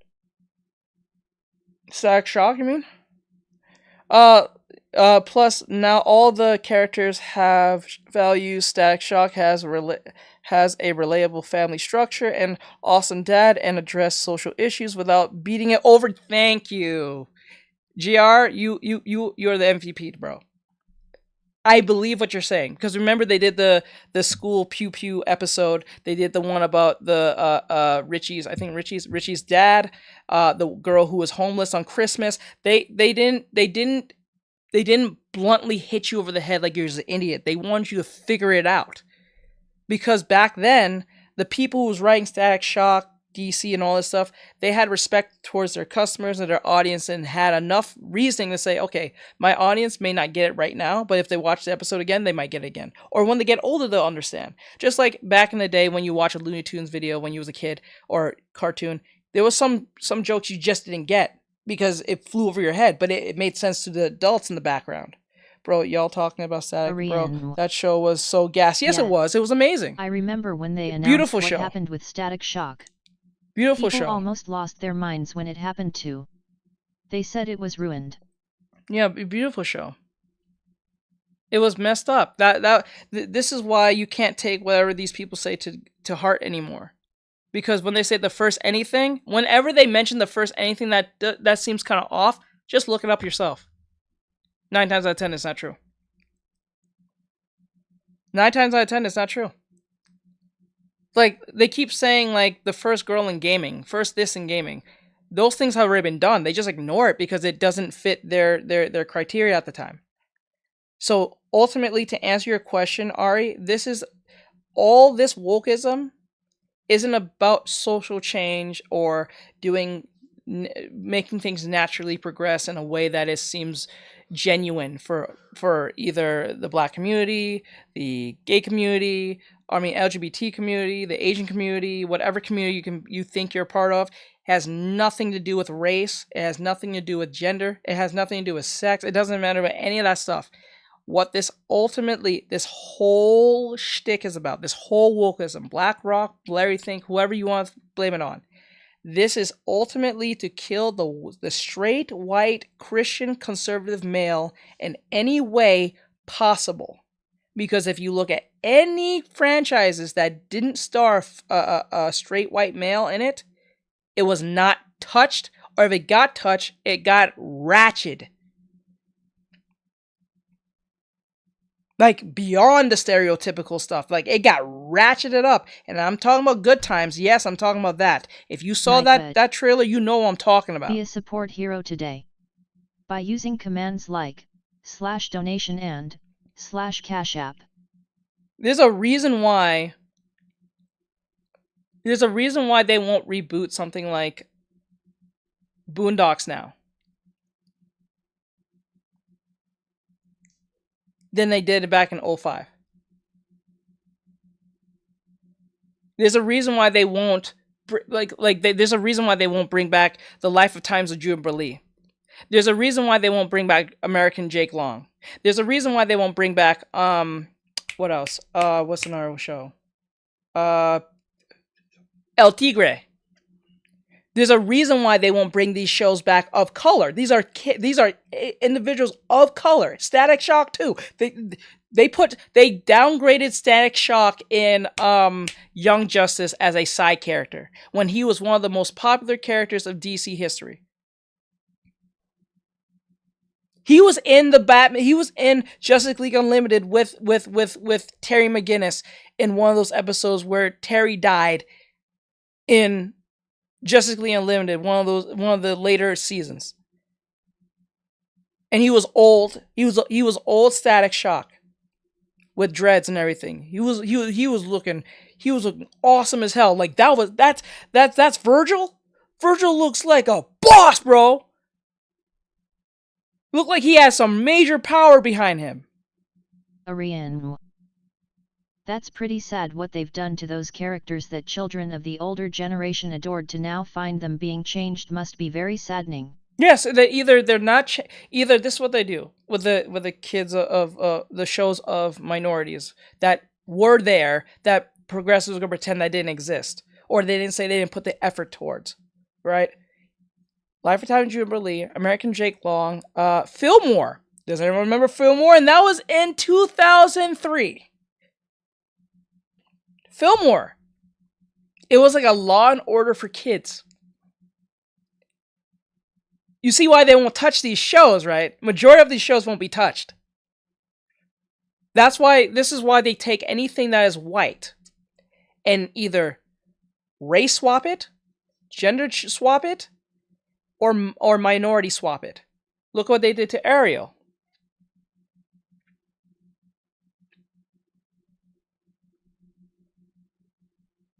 Look what they did to Snow White. The only Disney princess that was actually left alone was technically Belle, but she got feminized. So like it got, yeah, in that sense, to a certain extent. Actually, no, that's a lie. The only Disney princess that got a live action that didn't get touched. My childhood shows have almost been ruined because of the way they changed them. The only show that the only movie that didn't get touched, and was totally, I think was like at 95% touch from Disney, was Cinderella. A lot of people don't remember the Cinderella live action that came out in 2013, I think. No one remembers. No one knows that even came out. For some odd reason, that one did not, no one remembers it at all. You can type in Cinderella live action movie 2013 or 14 or 15. No one remembers it. And was 100% like the I think they say it was the closest thing to the cartoon original that they had. So yeah. Like this, ultimately, to answer your question, when they say woke, it's to erase the white straight male who is either identifies conservative or Republican in the slightest. So this is why they hate movies like what do you call it? Mission Impossible, or I don't say that Tom Cruise is conservative, but he's pretty liberal. But like just the fact that he's straight, white, and competent. Every time they put a straight white individual that is the main role, he's either sidelined or he's incompetent as hell.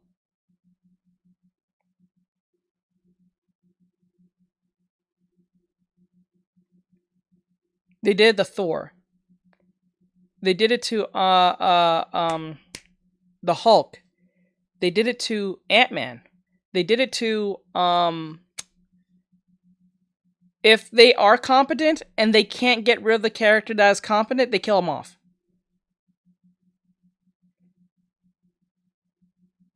They just straight up kill him off.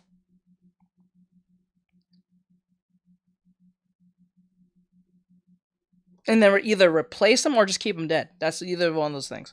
So yeah, that's what ultimately all this is about.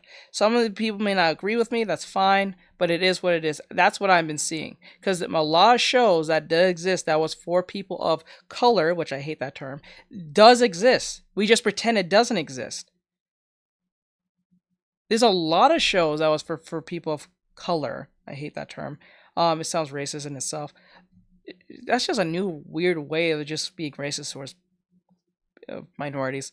But anyway, the point is just like, it is what it is. Not a peep. For that last one, Games Workshop even went back and rewrote parts of novels to correct the lore. They've never done anything like that before. An actual eraser of past lore, and yet strangely no one really cared, threatened to burn their armies in protest or quit the hobby. Until the 9th edition Imperial Guard Codex, we've never heard of the Rogel Dorn tank, and then suddenly it was there and always was there. Just like with countless other units and tanks before, no one cared about that. But do the exact same thing with a woman. We've never heard of female custodians before, and now they exist and always have, and a set of people gets really riled up. The same thing happened mere months ago with the similar introduction of female Bretonnian knights. When the same people only seem to get upset about the lore when the role of women and other minorities is getting expanded and never at any other points, it's crystal clear what these people's agenda really is and who they really are. It gets to be ignored." End quote. The writer here does say that Warhammer has retconned things in the past, and they're right, they have. However, it depends on what exactly has been retconned that determines the response per se. For example, they state in that section that Games Workshop added a new tank to the 9th edition codex called the Rogel Dorn tank. But that's not exactly something that undermines or changes the entire lore. It's a tank. It's a vehicle. Yeah, it's like saying, I retcon a certain gun. The gun has no real true significance. It's just a gun. So, like, if you don't see that gun anymore, it does everything like every other gun does. Right? Right? Like, let's just say, like, for instance, like, let's use, Gears of War. Gears of War. Remember the hammer burst? Remember the hammer burst? They used to shoot little pellets in the first game. Shoot little, like 3 pellets. Like little pellets, right? In the second game, it just shoots like a literal, like, gun. Never changed after that. Never went back to that ever again. Do you think anyone cared? No. It used to be little round pellets when they used to shoot the gun and the hammer burst. I think it was still referred as hammer burst. In the first game when it first came out, in the very first game. And then the second game, they got rid of that completely, that pellet thing, and it just became a basic gun that shoots. It's just a red gun that shoots. Retconning the lore to say, oh, actually Space Marines always had a rocket launcher that shoots launched corpses of their enemies. You never saw that pellet gun ever again throughout the franchise. Never again. Not even the future titles. Never again. Never. That would actually be pretty metal now that I'm saying that, but the introduction of vehicles or tools within the arsenal of an army doesn't destroy the lore. That would ruin the lore if, say, the IP was Lord of the Rings or something. And suddenly, out of nowhere, Amazon Studios in Rings of Power Season 2 just introduced a random helicopter with a minigun attached to it. Yeah, that would probably break the lore a little because the setting is medieval fantasy, so why the hell is there a helicopter shooting bullets into orcs' heads? Yeah, it's like if you're watching One Piece and then you see Luffy just pull out a cell phone. Not a transponder snail. He just throws out an iPhone out of nowhere, out of his pants, and just sends a text message. to Zoro, saying, "Where you at?" And he pulls out his cell phone out of nowhere. In a time when there's only transponder snails. That's literally the point of One Piece. It's supposed to be like this fantasy like thing going on where there's technology, but it's not like so advanced to the point that it's like it undermines too much. It kind of like draws a little bit from Dragon Ball to an extent. Like we're kind of in the future, but not sort of. We're just advanced on a few things, but not on everything, right? Ryaga Samurai. One Piece sponsored by Apple LOL. Yeah, like imagine that. That will break so much. Like at least with that that Dragon Ball commercial with the ramen, it doesn't break Dragon Ball's lore or believability. Yeah, as a commercial, but you can believe Goku doing a commercial for ramen because he likes to eat food, right? So like that's kind of believable to a certain extent, given that he has tie-ins with Hercule, and he has money, I believe, still, and has fame and fortune. So it wouldn't have been too off-key to see him in a commercial for Minute Maid ramen or some crap. You know what I'm saying? Like it's not that off-putting, right? Like if he was like, especially he's been champion of the tournament. So like if you're a champion of a tournament, you become a spokesperson for this ramen thing that sponsors us. So you get like a cut of the money that, you know what I'm saying? That makes sense, right? Yeah, Frieza dancing with him and stuff, but that's just not the point. The point is it doesn't break the actual reality of what you're watching to the point where you're like, I'm not messing with this. This is stupid. That kind of thing would break the lore because it goes beyond the concepts of tools and vehicles and instead introduces entirely new eras of technology to a world that hasn't attained that level of ingenuity. Yes, it doesn't make any sense. sense. Case, introducing a new version of a tank to a pre-existing faction is totally fine, or a gun or something too. Because the setting and lore of Warhammer confirms that they obviously have the means and technical know-how in that particular franchise to create things like tanks. I mean, they have space travel in Warhammer, so a tank being added, it's fine. The way I look at this... It'll be funny, it'll be like you're watching Halo, and like Master Chief, like they know how to make space travel, they can go up in space and do this extra stuff, but they don't know how to make a cell phone. They don't know how cell phones work. But they know how to work alien technology from the Covenant. Like, it will blow your mind on how any of the Marines and Master Chief himself don't know how to work a cell phone, but they can work a alien's gun and ship and vehicle, and you know, that would just make you mad a little bit. This whole female custodian thing is that you can't just randomly add things if they go against the tenets of the lore of a franchise. For example, let's look at The Witcher. In that franchise's lore, it is distinctively stated that only men can become Witchers. It comes down to their chromosomes and biology, and the fact that the trial of grasses, which is in this case you don't know, it's a procedure combining medical and alchemical means in order to turn a human male into a supernatural killing machine. They replace a young boy's eyes with that of a cat. They inject alchemical potion mixtures into the veins of the young boys within these trials. That sounds terrible. In order to make their bodies far more powerful than that of an ordinary man. That sounds terrible. The trial of the grasses is not even guaranteed, mind you, and many of the young initiate boys end up dying before the procedure is even completed. Whoa. See, I don't know anything about Witcher. But the fact that sounds awesome, cool, scary, and terrifying at all at the same time.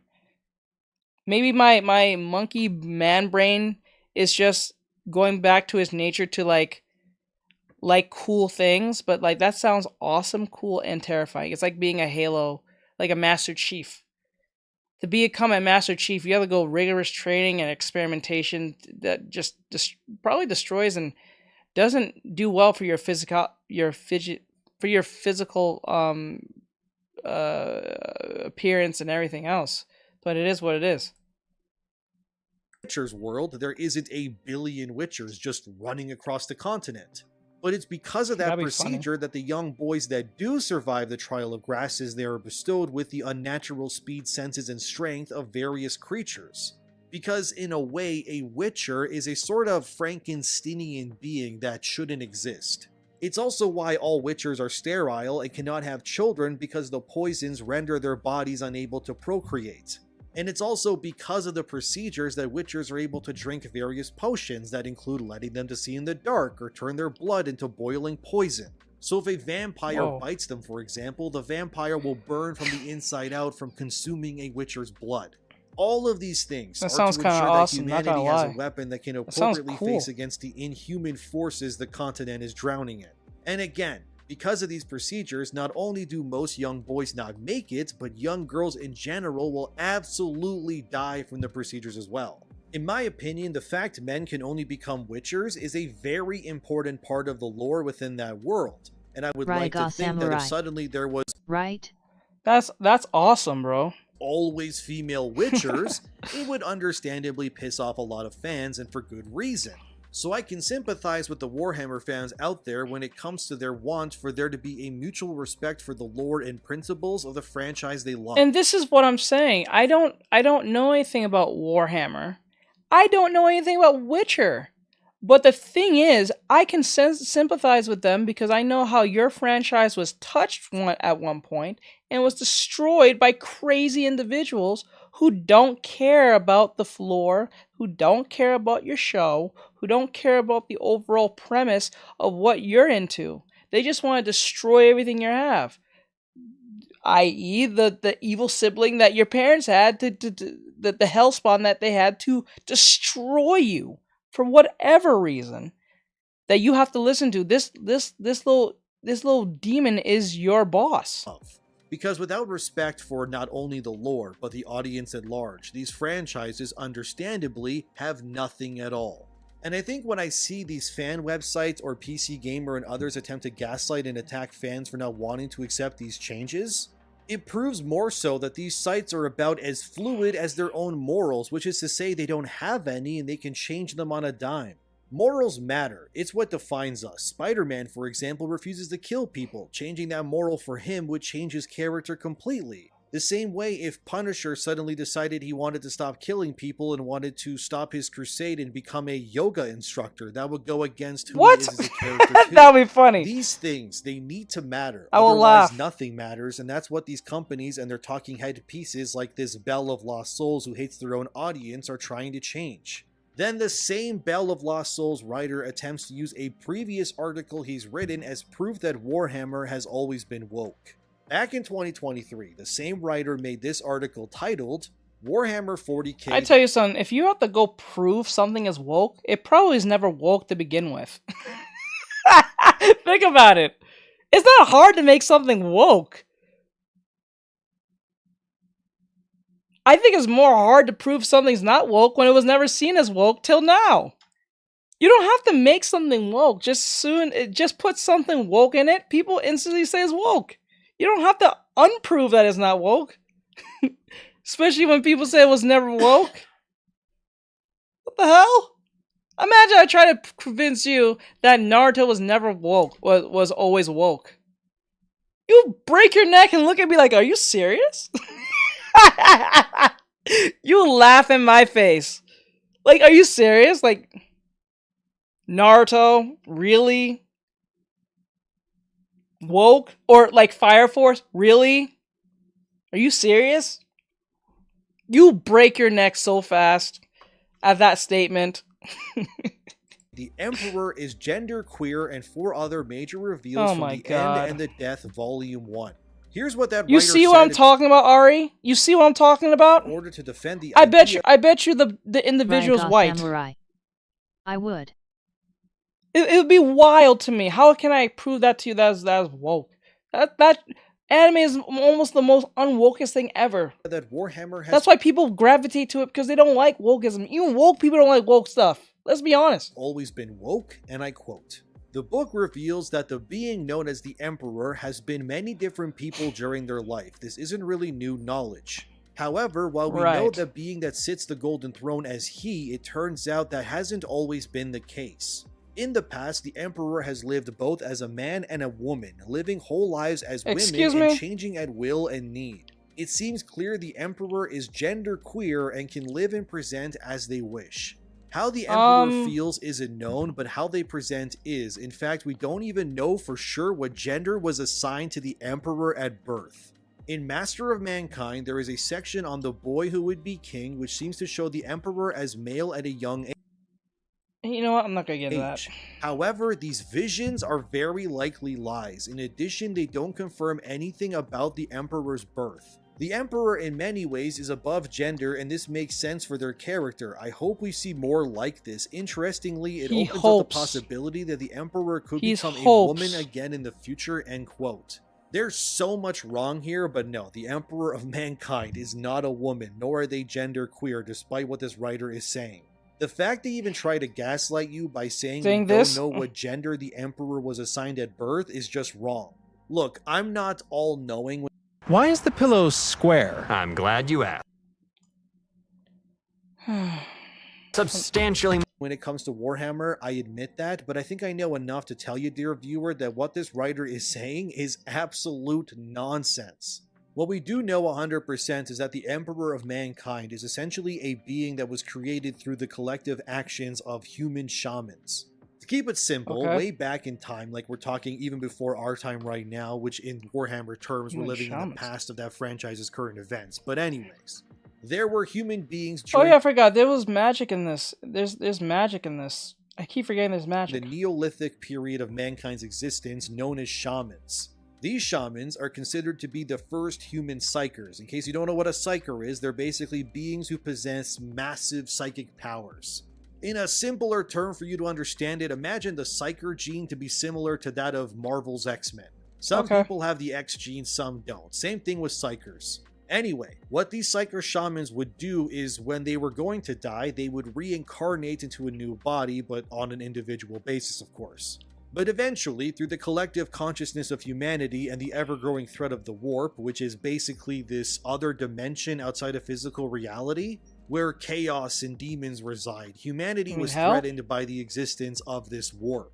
So because of this, it became increasingly more difficult for these shamans to reincarnate because of the presence of the warp. And some shamans couldn't reincarnate due to the human collective consciousness becoming perverted by the warp and the forces of chaos. So what the shamans all decided, who all came from different walks of life and places in the world, they gathered all together and agreed that the only way to fight back against the warp and the forces of chaos was to unite their powers to protect humanity. So all of these shamans basically gave their powers willingly into a shared pool of psychic power, I guess you could say. So these shamans took poison one by one in order to end their own lives. And they all combined their psychic powers, and they all collectively reincarnated as one single being known as the New Man. Not woman, man. Oh, damn! He confirmed that! You can't, it's cut and dry. That's cut and dry. You can't, they didn't say being. Remember that. They didn't say new being, so they can't run with these, because you know, they like to play with words. They like to play this word game with you. They like to say, oh, they use the word being, doesn't really state as a man. But what you see there doesn't look very attractive of a woman anyway. But then again, digress. They like to play these mind games with you and play word game salad with you all of a sudden because they're just good at English.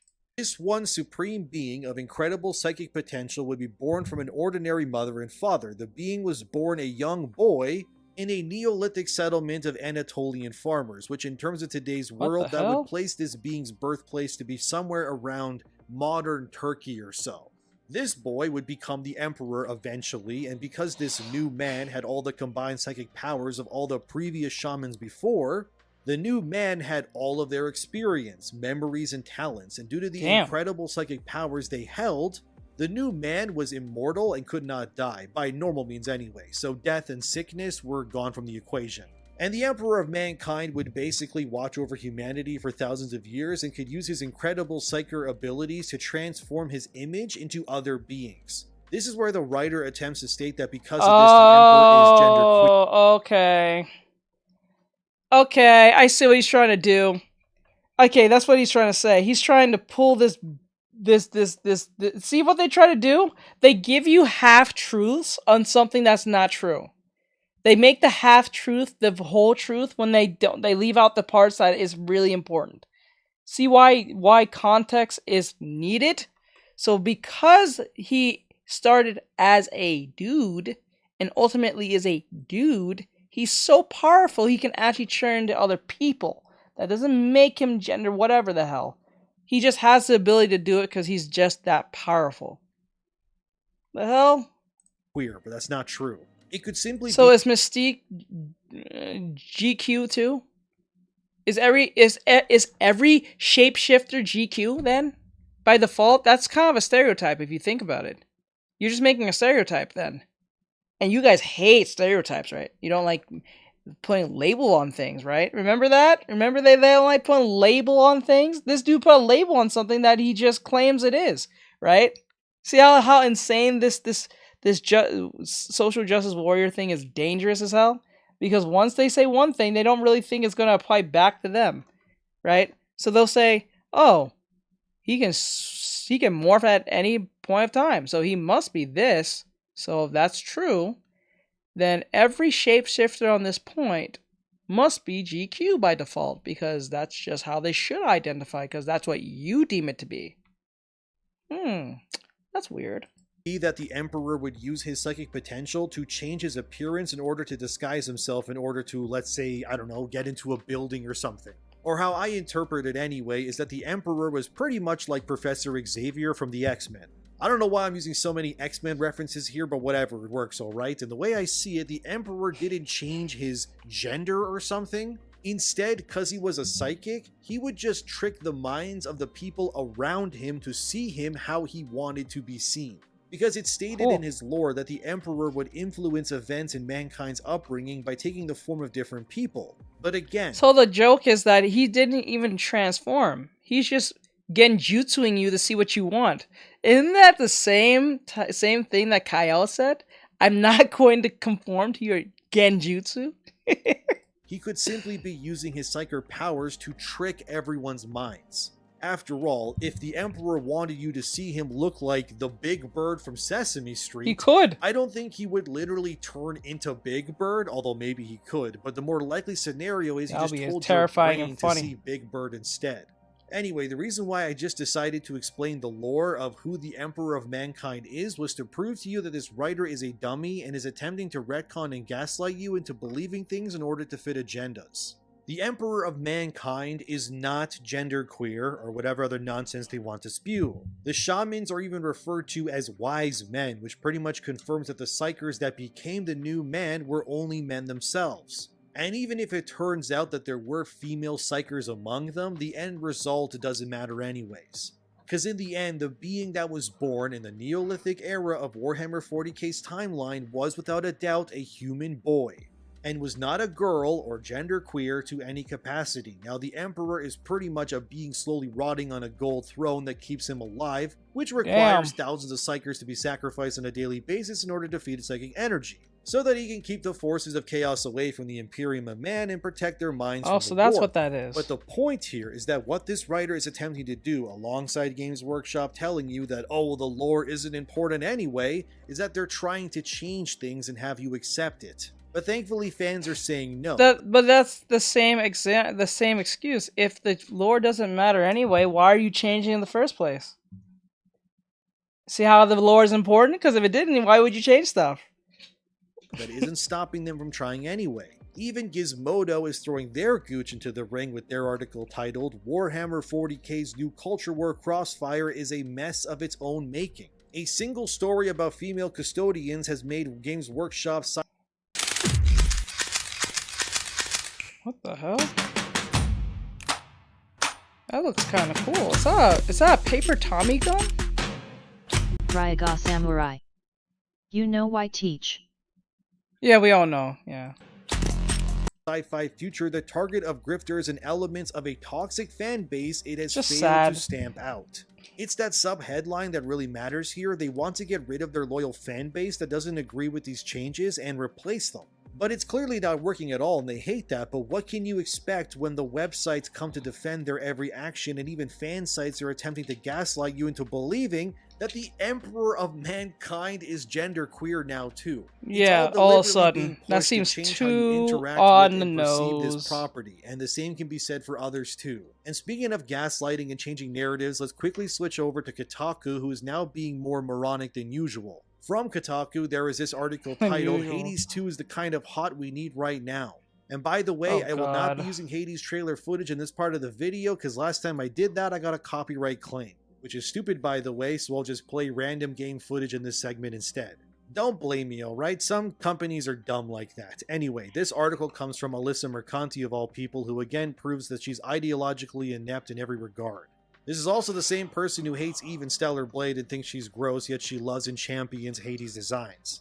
The same person who said this on Twitter. They want their women to be virtually silent, overly sexualized dolls in video games that they can jerk off to without having to wash their ass or clip their nails. Wow. Or show even a single attractive quality. That is very specific. When they get specific like that, I know you're just a hateful person.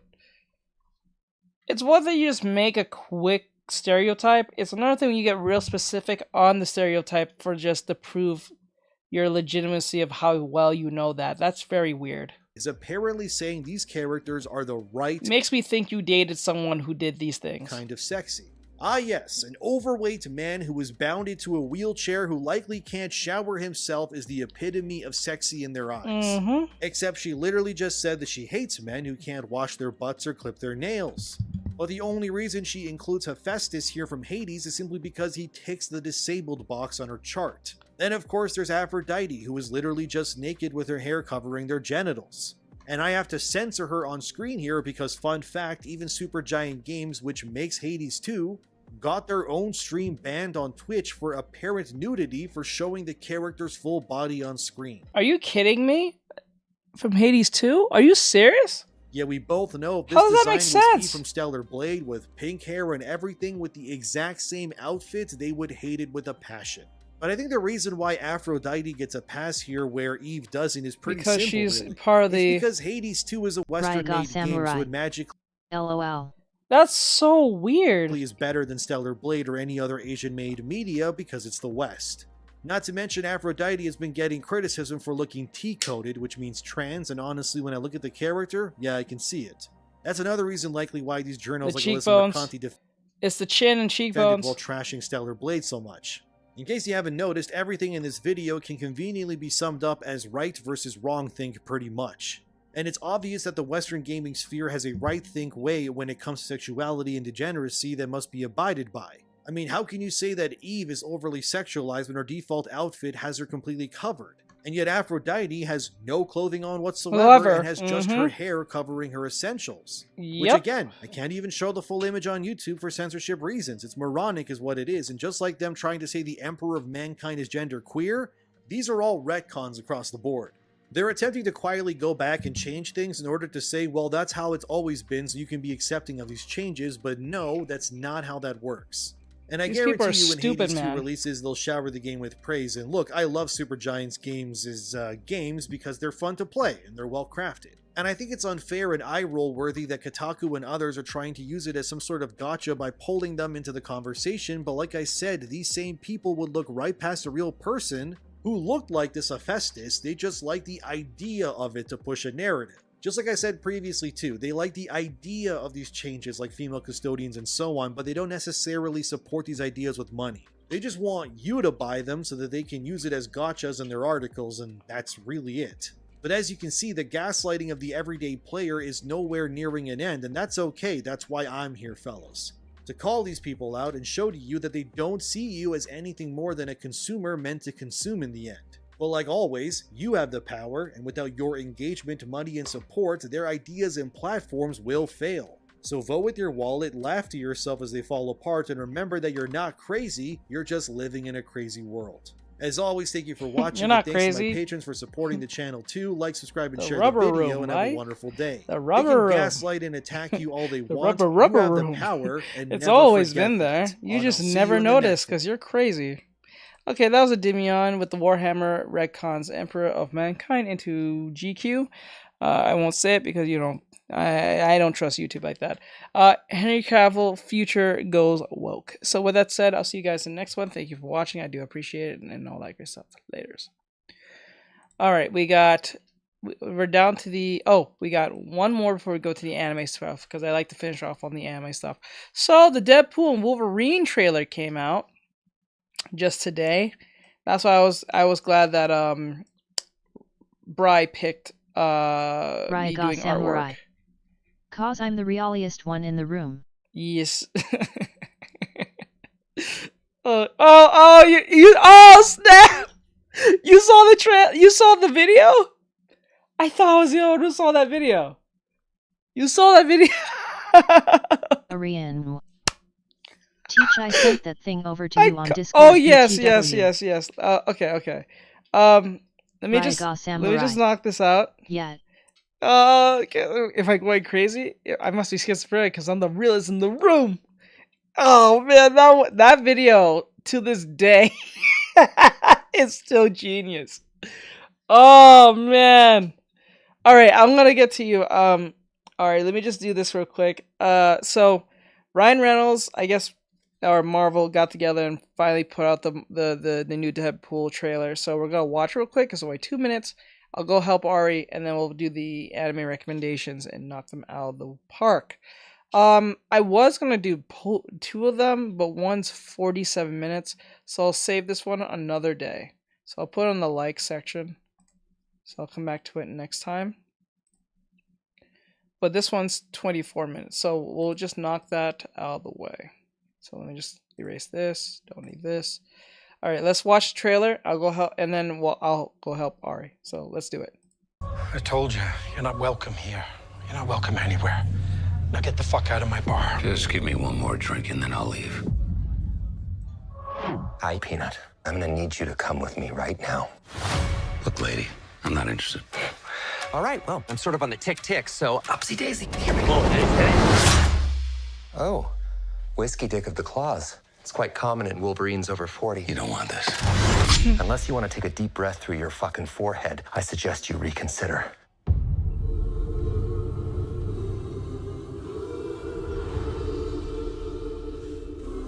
I'm about to lose everything that I've ever cared about. Not my fucking problem. Is that what you said when your world went to shit? Come again. This Wolverine let down his entire world.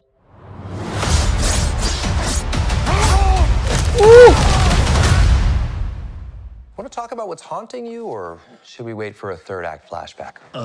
Go fuck yourself. So this is a variance. Oh man, I'm gonna get copyrighted out of the wazoo for this.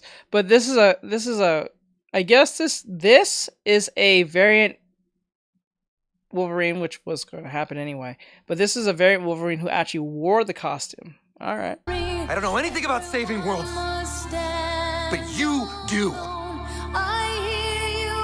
Trust me, kid, I'm no hero. You were an X-Man. You were the X-Man. I am soaking wet right now.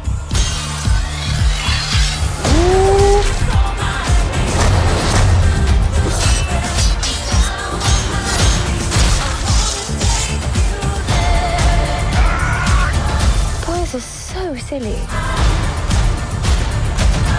This is what I'm talking about. Is that big slow motion action sequence? Who knows if you live or die? Let's fucking go. Let's fucking go.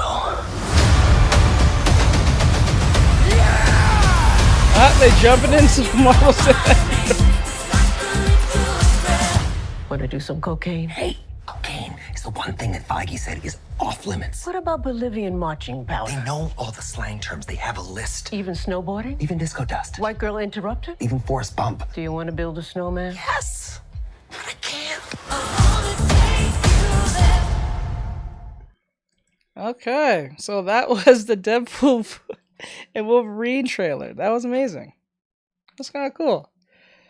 But I still have doubts that this is going to save the cinematic universe. I think what's going to happen, they're going to go down the route of making fun of the stuff that happened in the cinematic universe to let fans know that they're aware of certain things was not liked. 9 times out of 10, I think that's what's going to happen. I don't think they're going to save. They're going to mention Secret World Wars eventually, probably at the end credits or something. Probably. But I I don't think this is going to save the... I think it's going to hold off, or at least distract you enough to be excited for the next movie. Probably. Alright, so like, subscribe, share, follow, and comment. I hope you guys enjoyed that. That was fun to reacting to that, but I'm going to get copyrighted up the wazoo. So with that said, I'll see you guys in the next one. Later. Okay, Ari. Let me see your drawing real quick. Let me go to it. I hate when that happens. Let me go to your drawing. Let me go to your drawing. Jesus Christ, I just... There we go. Okay. So let me see what you got here, Ari. Let me see what you got, hon.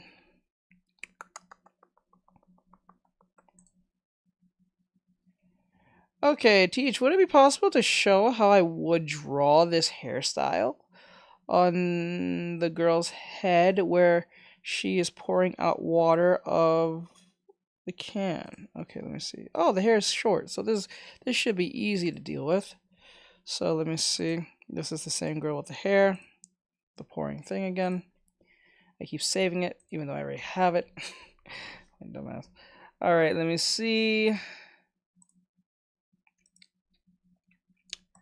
Okay.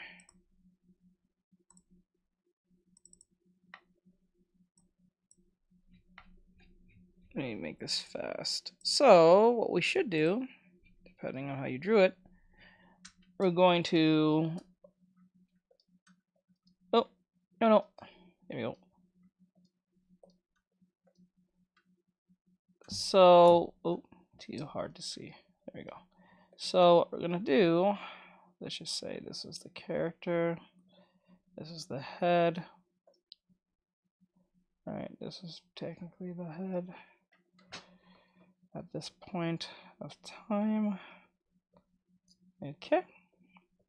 Cool. Now, what we need to do is... Ariane. I think what's confusing me is the hair around her ear looks like she has sideburns almost. On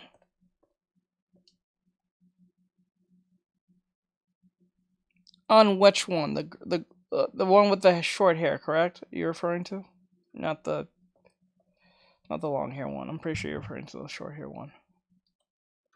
It is technically a sideburn because everyone has this. But for females, it's usually like this. But because her hair kind of overlaps that, Ariane. So it goes like this. Yes, the one with the short hair. Like that. So like the hair just wraps around in that sense. So like, let me go back a little bit, make it easier for you to see. Let me clean it up a little bit. Oh.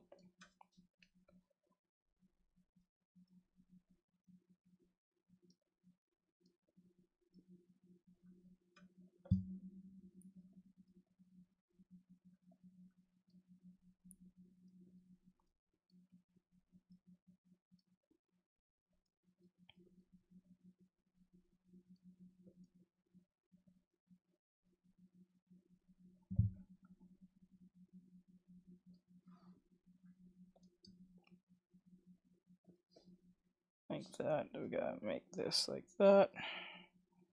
If this was like this.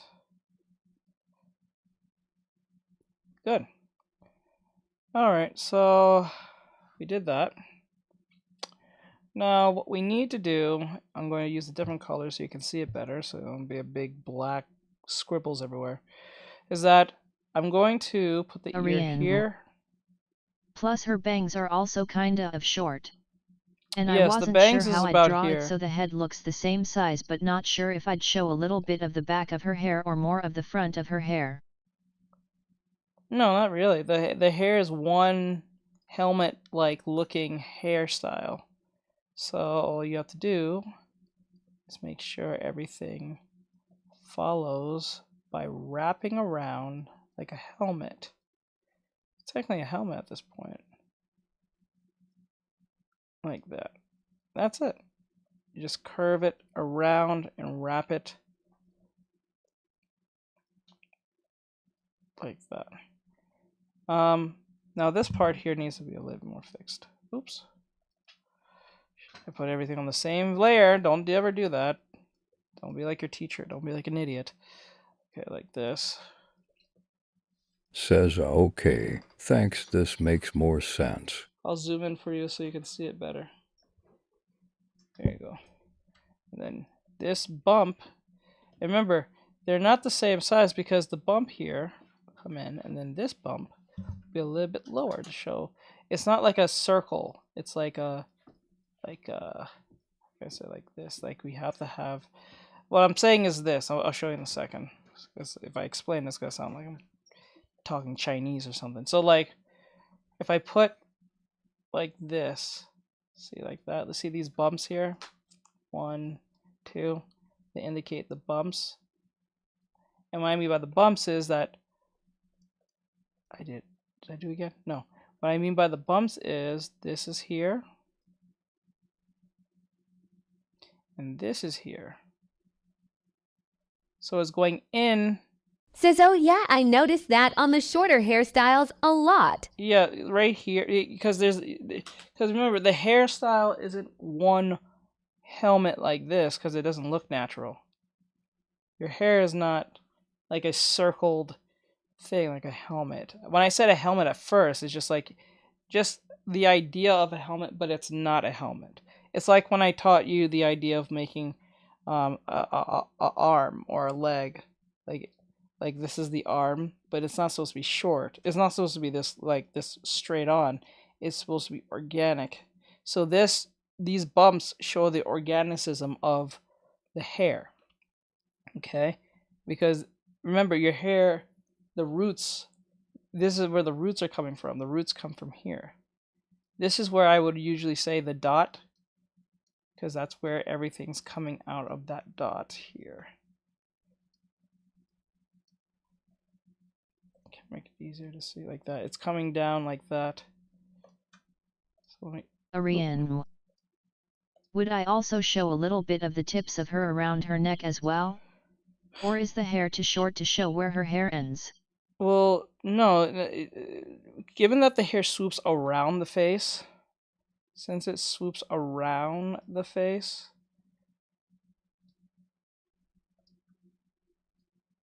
you can show the tip if you want, but you have to make sure it swoops like that, right?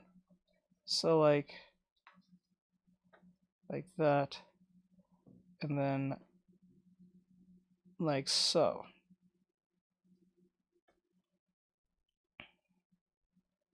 And then you just build the roots that goes down. Remember, the roots are going down the hair to the back of the head like this, right?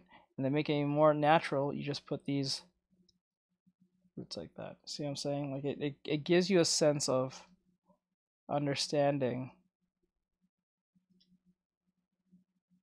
of that everything's going back to the hair here.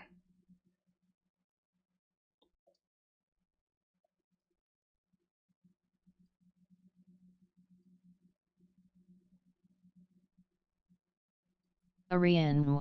Actually, the ears so I draw the hair like she's kind of looking sort of down, correct? I wouldn't say the word down. It's tilted. The head is tilted. The head is tilted like this. I can tell because the eyes are based on the eyes. So let me show you. So like you see the character, right? And then I'll curve it down like this. Oop. And then the ears are here. So it's like a 3/4 tilt.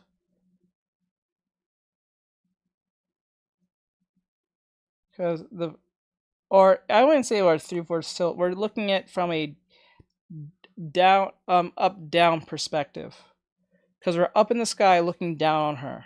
So that means if we're up in the sky looking down at her, our horizon line's at the bottom, if I remember right. Yeah, it's at the bottom. Says, could you show that blue way you had the hair for a quick second? Couldn't quite see it. Like this. Just, yeah. I will move some of this like that. Says thanks. Yeah.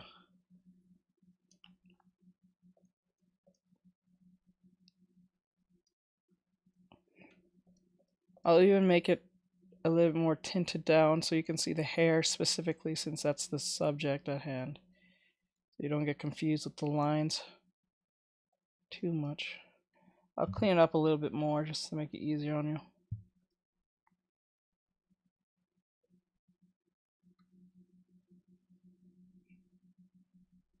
Plus, not only that, the hair is being overlapped. You don't have to draw the ear. The hair overlaps the ear. Says I didn't realize with her hair that it was curved when I looked at the reference.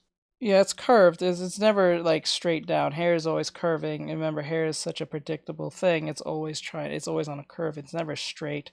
You never will find hair just straight down on your face or on your head. It'll always be curving somewhere down the line. Remember, this is why the idea of the circle, this is why I always say to you guys to learn how to draw at the head with a circle and then wrap it around, because if you treat it as such, it'll feel 3D. If you just put a line on it, it's going to feel awkward. That's why I sometimes do it over again to make sure I got the contouring correct, because once you get the contouring correct, it feels more 3D, as if there's something 3D is there. That's why contouring is very important. So like if I made like a Arian. Hi C. I found short hair with certain characters. Shorter hair was easier to grasp than trying to learn how to do long hair. I said that. I said this to you. I said this to you, and many students, they'll say, "How do you draw hair?" I said you should always start with short hair first. Short hair is always easy to manage, and also in real life, easier to manage. It's easier to understand. It's not a lot of like it's not like when I draw a lot of anime girls and they have a bunch of this going on and blah blah blah. Arian. You know what I'm saying? LOL face with tears of joy. It's finally kicking in. Your lessons are anyway. I told you. It's from based on my experience. What you guys are experiencing, what I already experienced, is just I'm trying to get you guys out of that mindset. It does make sense in the long run. It will make sense to you. So like if I drew her with short hair, it's just like shorter hair is just easier to manage, because with short hair, it's just like it's literally short. There's not a lot of thinking behind it. You just have to make sure it looks kind of believable to a certain extent, right? Like you just have to make sure it's coming from the root of the head, and then everything else kind of just falls into place. Even if you're doing it very wonky, like you can tell like it's hair, right? It makes sense.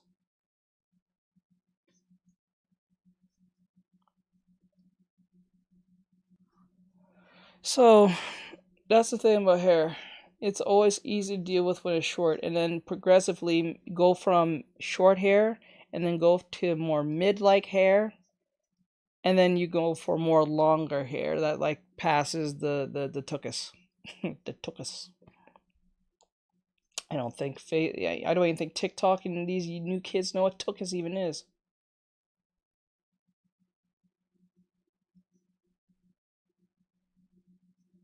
I hope that was helpful though. So yeah, it goes from short hair to mid hair to more longer hair.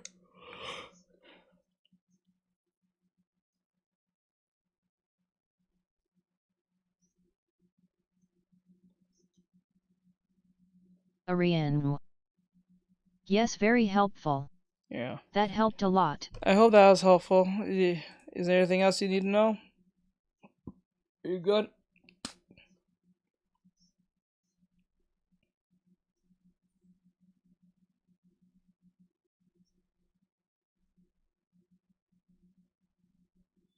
Arian. You know, that's the good news, I'm right? Good. You know what's funny? That's the good news. All right. Good, Ari, good. All right, guys, we're going to finish it up. We're going to do this last video here. This is something that Bry's always waiting for. It's his favorite thing about the reactions and stuff. These anime recommendations. So let's get to it. So this is from Spare Mango. I think I did videos. Oh, I did a video of him before. He was the one with all those crazy 90s like effects and stuff where I said, my God, this is disorienting, but I think that's the purpose. I remember his video. It was pretty funny. I think it was a dude who was getting cheated on by his girlfriend, but it was not really being cheated on. It was some type of convoluted reason why she left him, but it was not a cheating of reason. Says do Gojo smiley face. Oh, I'm already doing that. Did it twice, but was not happy with the result with this, so I'm redoing it. Funny.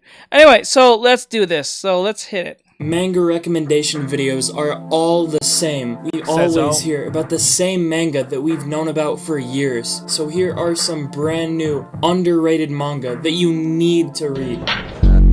Ogami is a world-class assassin. Bad bitch for a wife, with a daughter and his own sidekick to assist him. He's the #1 hitman in the world. Except he's divorced, lonely, never graduated middle school, and he might be slightly autistic. Slightly? Wait, did we do this video? Kill Blue follows a legendary hitman sent on a secret undercover mission. I don't know if we did this video. This was 7 days ago, so I can't tell if this is new or not. Says as a middle schooler. On a mission, Ogami oh, no, gets stung with a poison. Not you, Gojo. We're doing a reaction over here on YouTube. As you guys are watching on TikTok as I do this on live. You guys can't hear it on TikTok because Says Gojo TikTok is my pansy, favorite so character. you can go over here if you want to hear the video, or in case may be YouTube, Twitch, Trovo, whatever platform you want to watch it from, you can watch it, even from Twitter if you like. So yeah, we're doing anime recommendations. That's our last video for today, so we're about to finish up.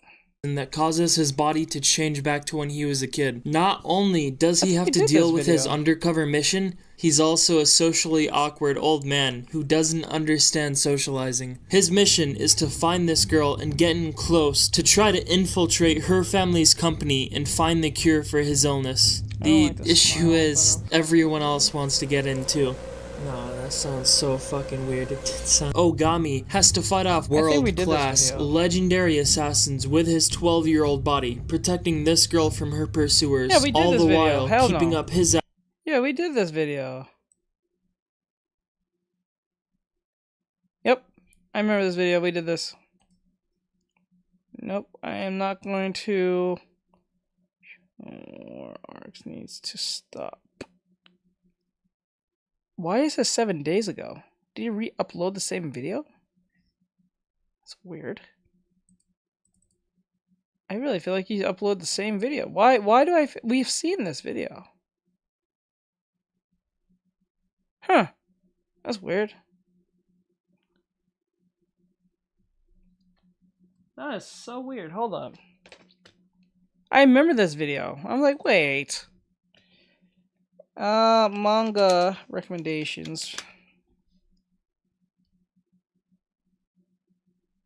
That one's 47 minutes. I'm not sitting there for 47 minutes.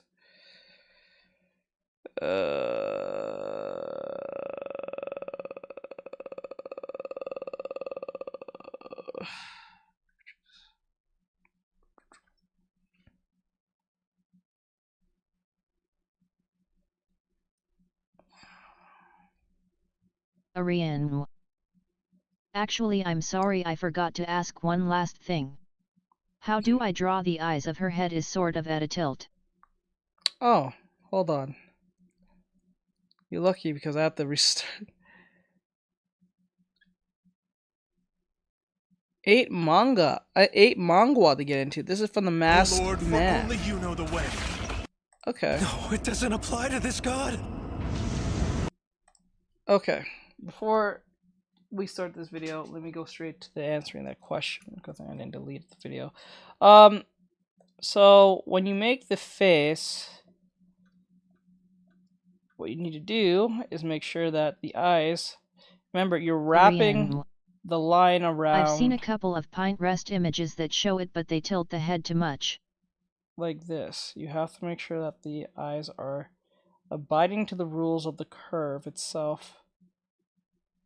Because if you don't, it's going to look like they're kind of just on there. You don't want that to happen. That's not fun.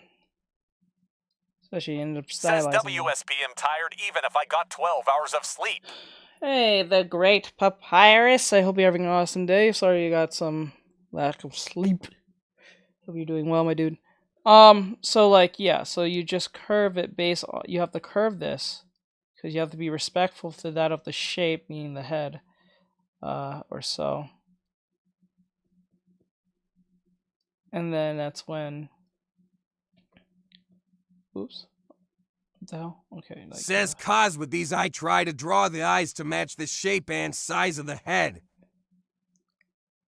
Shape and the size of it. Okay, so let me see. Here, make the eyes. Let me show you. Says I try drawing Gojo, but I always have trouble with the chin. Yeah, the chin tends to be very narrow. I came to learn that very badly because with Gojo has a very small but narrow chin. You gotta make sure that's a thing. I don't even like the smile on this face. It looks really weird. It looks like from some... Ugh. Let me get rid of the mouth. No, I'm not happy with it. I don't like how it looks. I do not like how that looks. Be a support hero today. But anyway, so by like... using commands like /donation and /cash so like app. Curve, wrap around, like that, and then you put... I usually put eyes as a placeholder, but since you're trying to make the eyes, I don't know if you're still trying to draw the eyes like looking down like they do, because the eyes are like this.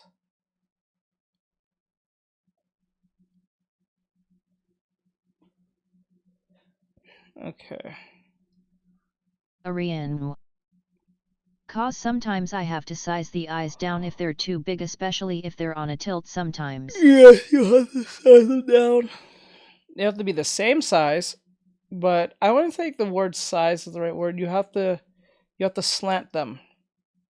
You have to slant the eyes, like slant particularly this eye here. Like this, and then make this seem more like easy to see compared to its brother here. Sometimes I look at the image and copy the chin and it turns out good. Good. Okay, so that's pretty much what it is. You just gotta be mindful of the wrapping of the eyes here. And then be like 1 and then 2.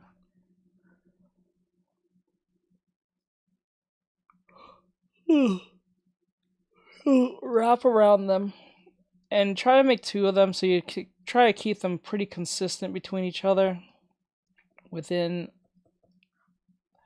the circle process, the circling or the says I'm not gonna like Gojo hair is pretty hard I'd place to the make. eyes sort of curved. If you're drawing it like a box, then it's gonna be a little more difficult. That's why I use something more rounded. But if you're not doing any preciseness, it's gonna be off anyway. If you're not using any like actual perspective lines or anything like that, it's gonna still feel off. That's why I would use something more circular. I would only use squares if we're trying to be very precise.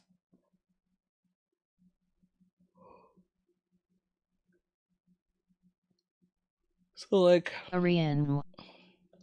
That's what I was asking. Yeah, I would not use a box. I learned a box method was to help align the eyes or something like that. It can, but it's usually there for preciseness. And what's going to happen is that if you have it precise, then everything else should be just as precise. And if everything else is not as precise, if you have one thing precise, everything looks off. It's like if everything looks off, nothing looks off. But if one thing looks nice and everything looks off, everything looks off. Does that make sense? It's like this. If it's like negative and positive, it's like negative makes a positive, positive and positive makes a positive, but negative and positive make a negative. If I say that right. So like if you had one perfect eye, like if you have a perfect aligned eye, but the head is not aligned correctly, it's gonna feel off by default. But if the head is aligned and the eyes are aligned and everything's aligned correctly, it won't feel off. But if everything's aligned and the eyes are off, you'll see it.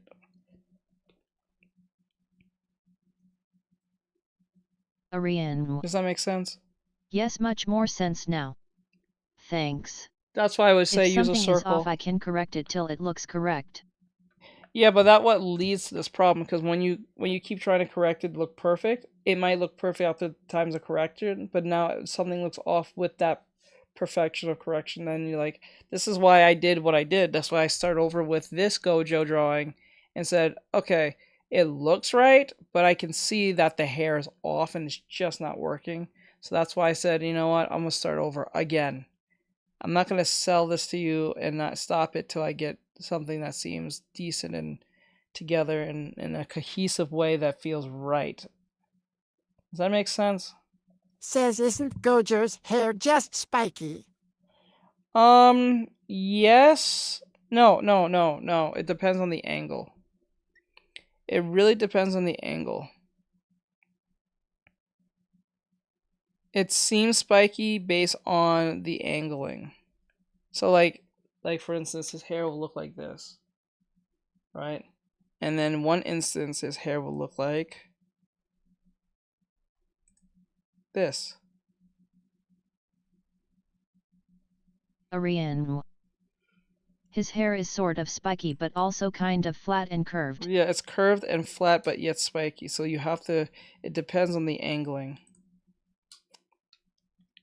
They drew him in, and this is why I said the other day, you have to draw his hair in a very specific type of way. You just can't just draw his hair.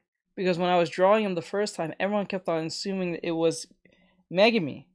Even when I wasn't even done, they just kept on thinking it was Megami because of the hair.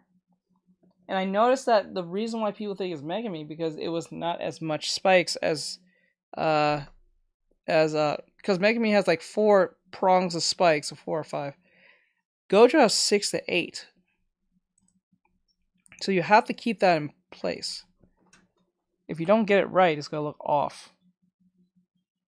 So yeah, that's where that comes in. Ariane. LOL, I guess this sort of hair can be a little tricky to draw, hey? Yeah, to a certain extent. Because it has to be very I won't say the word precise. It just has to get you just gotta get the look right till it works. Says, yeah, and people said last time when I made his hair, people were like, Is that Naruto? Yep, I know. They like doing that. And 9 times out of 10, you're not even finished. That's the stuff that I hate too. They'll do that. They'll do that stupidness. Like, okay, let me use an example here. Like, there's okay, let me use another example as I'm showing it on the screen on phone. So, like, his hair looks like this, right? But we're looking directly at him, right? But when we're looking from more of a down angle... That voice says, LMAO. what do you use to search up the photos? You better not be using Microsoft Bing. Ew, no. The hell? What do you take me for? What kind of artist do you take me for? No, I'm using Pinterest and Google Chrome. From this angle here, his hair is going downwards with like 2 curves going up. Ariane. And then this one, LMAO. If his hair is like this, if not white, you might think it, well, I wouldn't say Megami, but like it looks like another character. So like you have to get really specific. Like if you don't do it right, it'll look weird. See how it still look like Gojo, but it's like the hair's going down. But I can go back to that one picture here, and his hair is spiked when you look directly at him. Says his hair looks kind of messy though. Yeah, that's the point. It depends on where you're watching, where you're seeing his. It depends on the angle itself. Because, like, you can have it like this, and it looks like Gojo. But you can still have it like this, and it looks like Gojo. You gotta have it really specific. In such a way, based on where the roots of the hair is coming from. Alright, so with that said, guys, this is from... Ooh, the precision of an artist. Yeah, it's a love-hate relationship sometimes, lol. Yeah, you have no idea. Okay, this came out a day ago from the Max Man. This is new, so I know this is not going to. And this only 13 minutes, thank God. So anyway, this is 8 manga you want to read, or you may want to. It's 8 manga you to get you started from the Mask Man. So let's see what he says. I'm going to try expanding my reach a bit more by talking about some different stuff. I really want to do a video on comics soon since I've been wanting to talk about Kingdom Come and Immortal Hulk for a while now. In my efforts for world domination, I decided to try something other than manga or manhwa, and that is manhwa, but spelled differently. I selected 8 different ones that caught my eye, so by the end of this video, we will see if indeed China number 1. China number 1!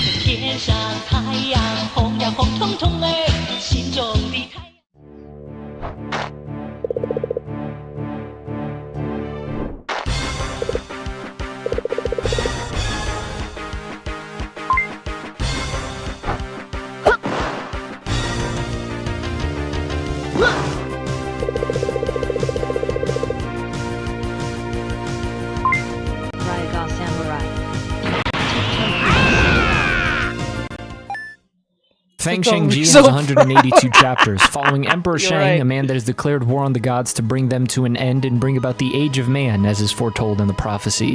However, this is not his story, but instead his son's story, who witnesses his father be defeated by the gods and is also killed, but is given a second chance at life thanks to his mother, who's actually...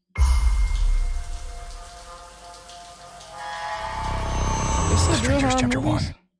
Spring into savings this moving season with Pods. Save up to 25% now on moving and storage and see why Pods has been trusted with over 6 million moves. But don't wait. Save up to 25%. Actually a god in disguise. I'm not gonna lie, The Strangers is a different type of horror. It is evil for the sake of evil.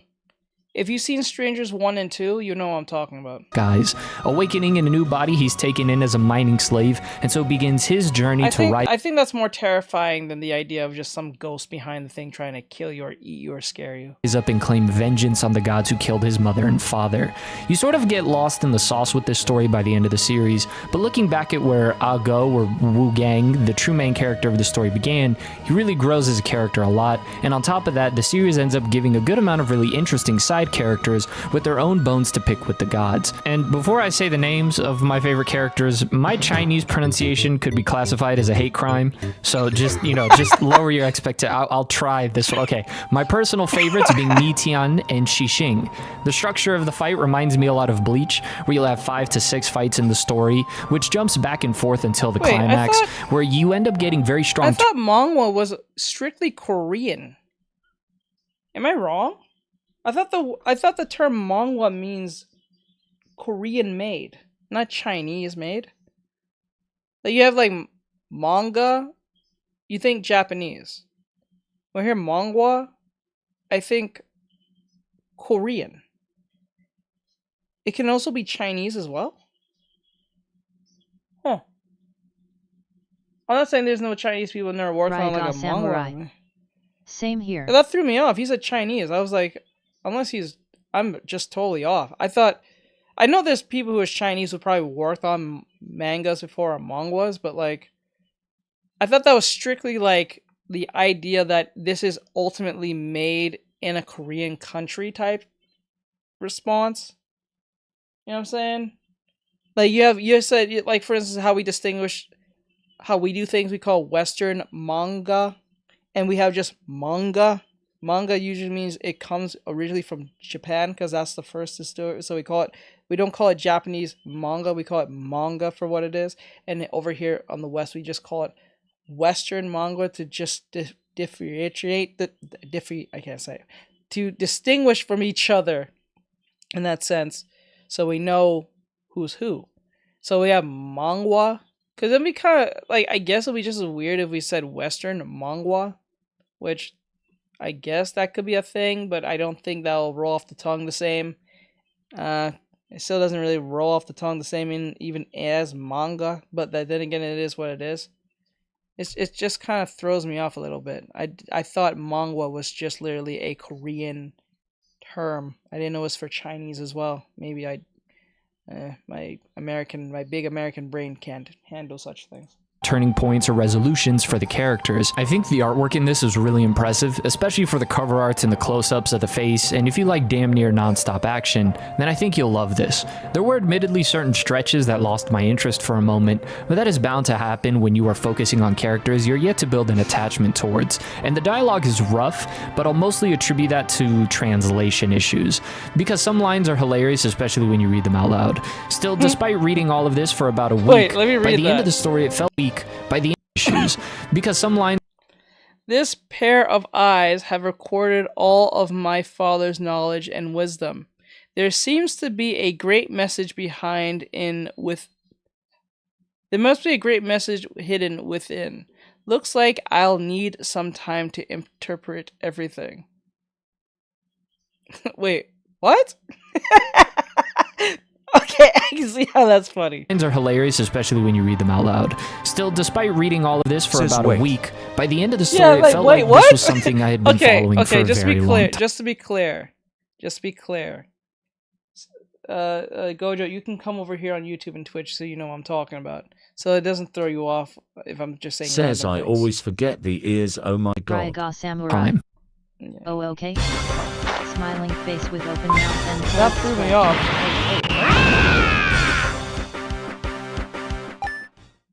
Anytime there's something horror related, I feel like I've said this, but horror and I have a weird dynamic. Love reading it, hate watching it or playing it. Thankfully, I'm a manga and whatever the hell else I'm reading channel and not a gaming one. Shenzi is about a boy who has a weird dream about a ghost town before his birthday. He tells his parents and they freak out, making it way obvious that they know about this place, but they're trying to play it off. Then they end up dead as the fuck, and the weird spirit that was appearing in the boy's dream seems to be responsible. He uncovers his parents' stuff, which reveals they were a part of a research group that found a meteorite near a town that is now abandoned, so he must go there to uncover the truth. Even though this might sound interesting, it's the revelations later on that really got me hooked when he visits the town nearby. The imagery in this manga is really dope. Reminds me a bit of Ajin with the spirits design, and the art style of the characters reminds me a lot of Fujimoto's work. As a horror manhwa, I think it does a pretty good job of making me want to read the next chapter, which is very important to me if I haven't mentioned that 1,000 times before. I'm certain that this one is worth your time, especially since it's very easy to catch up to. No worry.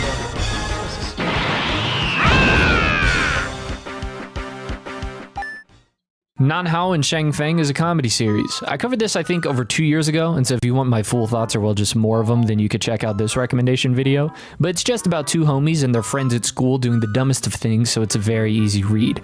There are some moments later on where the story does get pretty serious and you explore the characters, but for the most part this is just a great comedy. It's really tricky to pull off comedy in reading form sometimes, but this just nails it, mainly with the reactions of the characters for the punchline. I don't really have much more to say about this other than do yourself a favor and just have a good time. You deserve it. The face. Okay. You got me kind of sold on that face. That was kind of funny.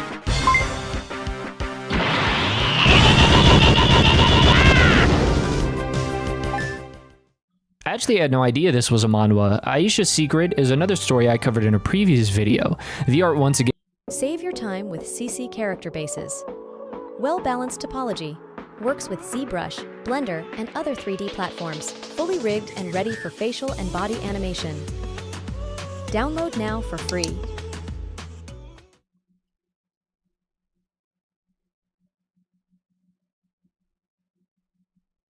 Okay. Aiming to add that in the video. Again caught my eye, which you will notice is a rather common occurrence for this video, but for an 11-chapter story, this is a great murder mystery, with the sick twist as long as you don't pay attention to the cover art too much. Sorry. But this follows a girl that is killed off by a member of her family, and now that family member believes they are going insane because she shows up alive again. It's actually just one big gaslighting session. So it is uncovering the mystery of how the hell is this chick alive that is the big catch. I do feel, however, that this would benefit a lot from a novel of some sort. Really, anything that expands upon some of the interesting characters we get very little time with. I tend to really like murder mysteries and thrillers, so I'll just point out my bias there. And I can't exactly remember what my feelings were about this 2 years ago, but after revisiting it, I don't think it's necessarily the best one out there, but it is so worth your time for how quick of a read it is.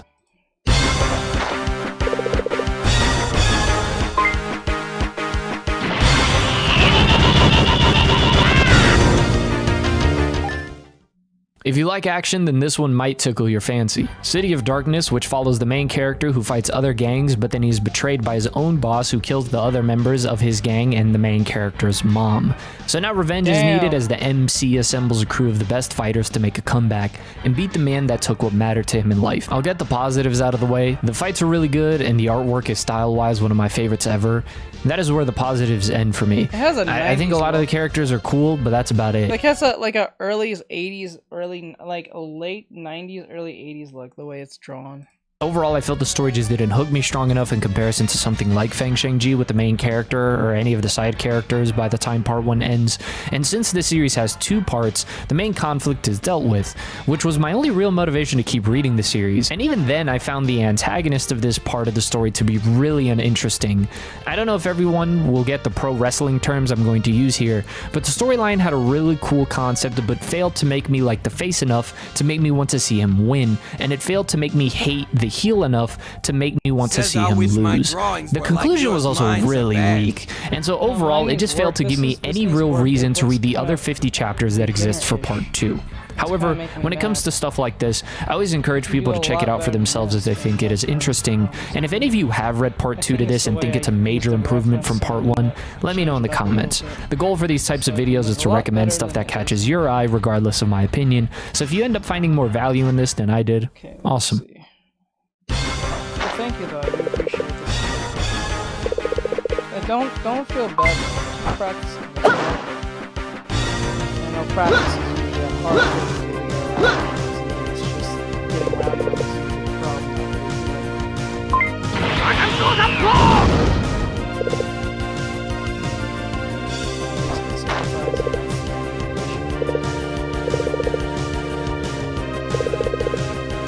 That's getting bullied. From action to romance, Summer Bloom follows a chick who ends up working at a flower shop, and the guy that works there can bring dead flowers back to life temporarily. She is a sweet, kind individual with a lot of social awkwardness, and the male lead is a cold, harsh individual who is also very socially awkward. Misunderstandings are the name of the game with this one. This was a wholesome romance with some good mystery for the most part, but I don't think this is for me. It wasn't bad at first, but once the other romantic interest is introduced, the story just takes a turn that I couldn't really be invested in, which leads to a conclusion that was rather disappointing, although the development of the characters is solid. I just think most who will read this will be greatly interested at first, but I won't guarantee that by the end. Still, if you're new to romance series, then this one might not be a bad one to start off with, and then you can move on to some better ones. I know this isn't the most convincing, but it's worth throwing out there.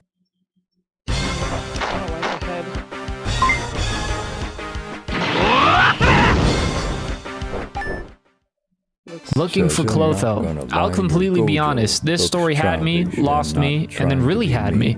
The reason why that is it switches main characters like 3 times in 7 chapters, and then the story ties them all together. So it starts off with the shut-in trying to find out about a girl in his dreams, and then eventually he finds a contract with the date of her death and a contract with his name on it also. He goes missing for a while, which causes his worried parents to call the police, which ties into this cop whose fiance went missing a long time ago, and then that ties into this guy who works for a company that ensures people die when they are supposed to. Sounds complicated? That's because it is for a bit, and it kind of gets more complicated. But this was a really good mystery that gains more clarity as it goes on, and managed to get me invested into the characters with some really strong twists and emotional scenes. I really like the subtle way it went about that at times, and if a story is able to emotionally get me connected to multiple characters that quickly, then I'm in for the ride to the end. I think the concept of an Amazon worker Grim Reaper is hilarious when I say it out loud, but presents an interesting moral dilemma with that character that allowed me to be intrigued and have a reason to see this out.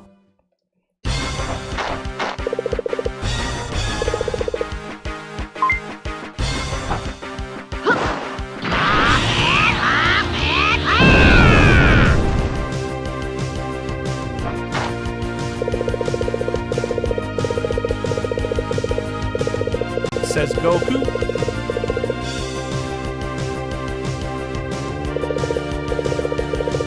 Says I heard that. Funny. I actually saw art from this a long time ago, and I was surprised to find out that it wasn't just an amazing piece, but instead of one of many that came from a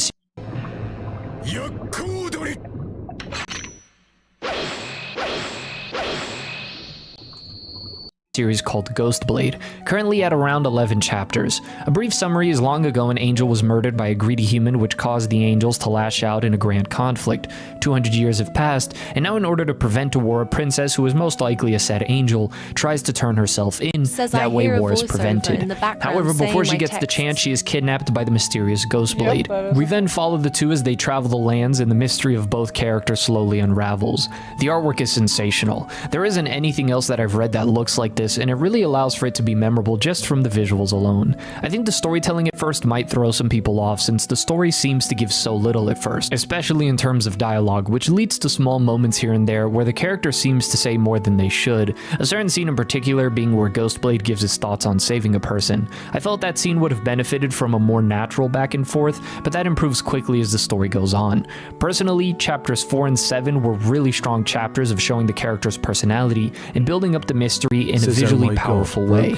If there was one critique I could see for this, is that the story does move very quickly, and it can feel like there are things in between missing that would really help flesh things out more.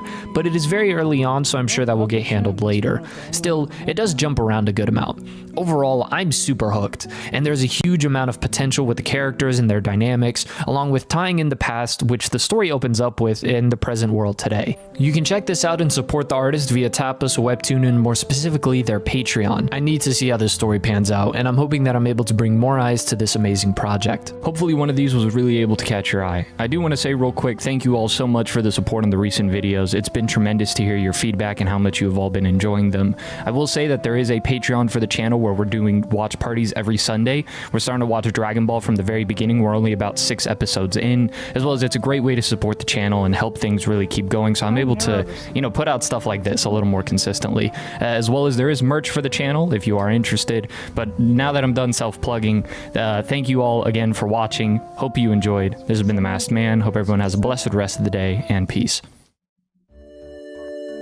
Alright, that's the end of that. So, that was the end of that 8 manga to get started from. I'm gonna finish this off after this anyway, so like, subscribe, share, follow, and comment. I'll talk to you guys next time. I'm gonna call it a night for tonight. Thank you guys for coming in. I'll have to get these videos ready for tomorrow or so. So with that said, have a great night, guys. And I'll see you guys tomorrow. I think tomorrow, as much as I don't want to say it, we'll have to still play the game tomorrow, because we need to finish the sponsorship, even though no one I gotta do it for at least a few days more. At least a day or two more. Samurai. And then we'll jump off it. Good night, everyone. Alright, have a great night, guys. I'll see you guys in the next one. Laters. Boop.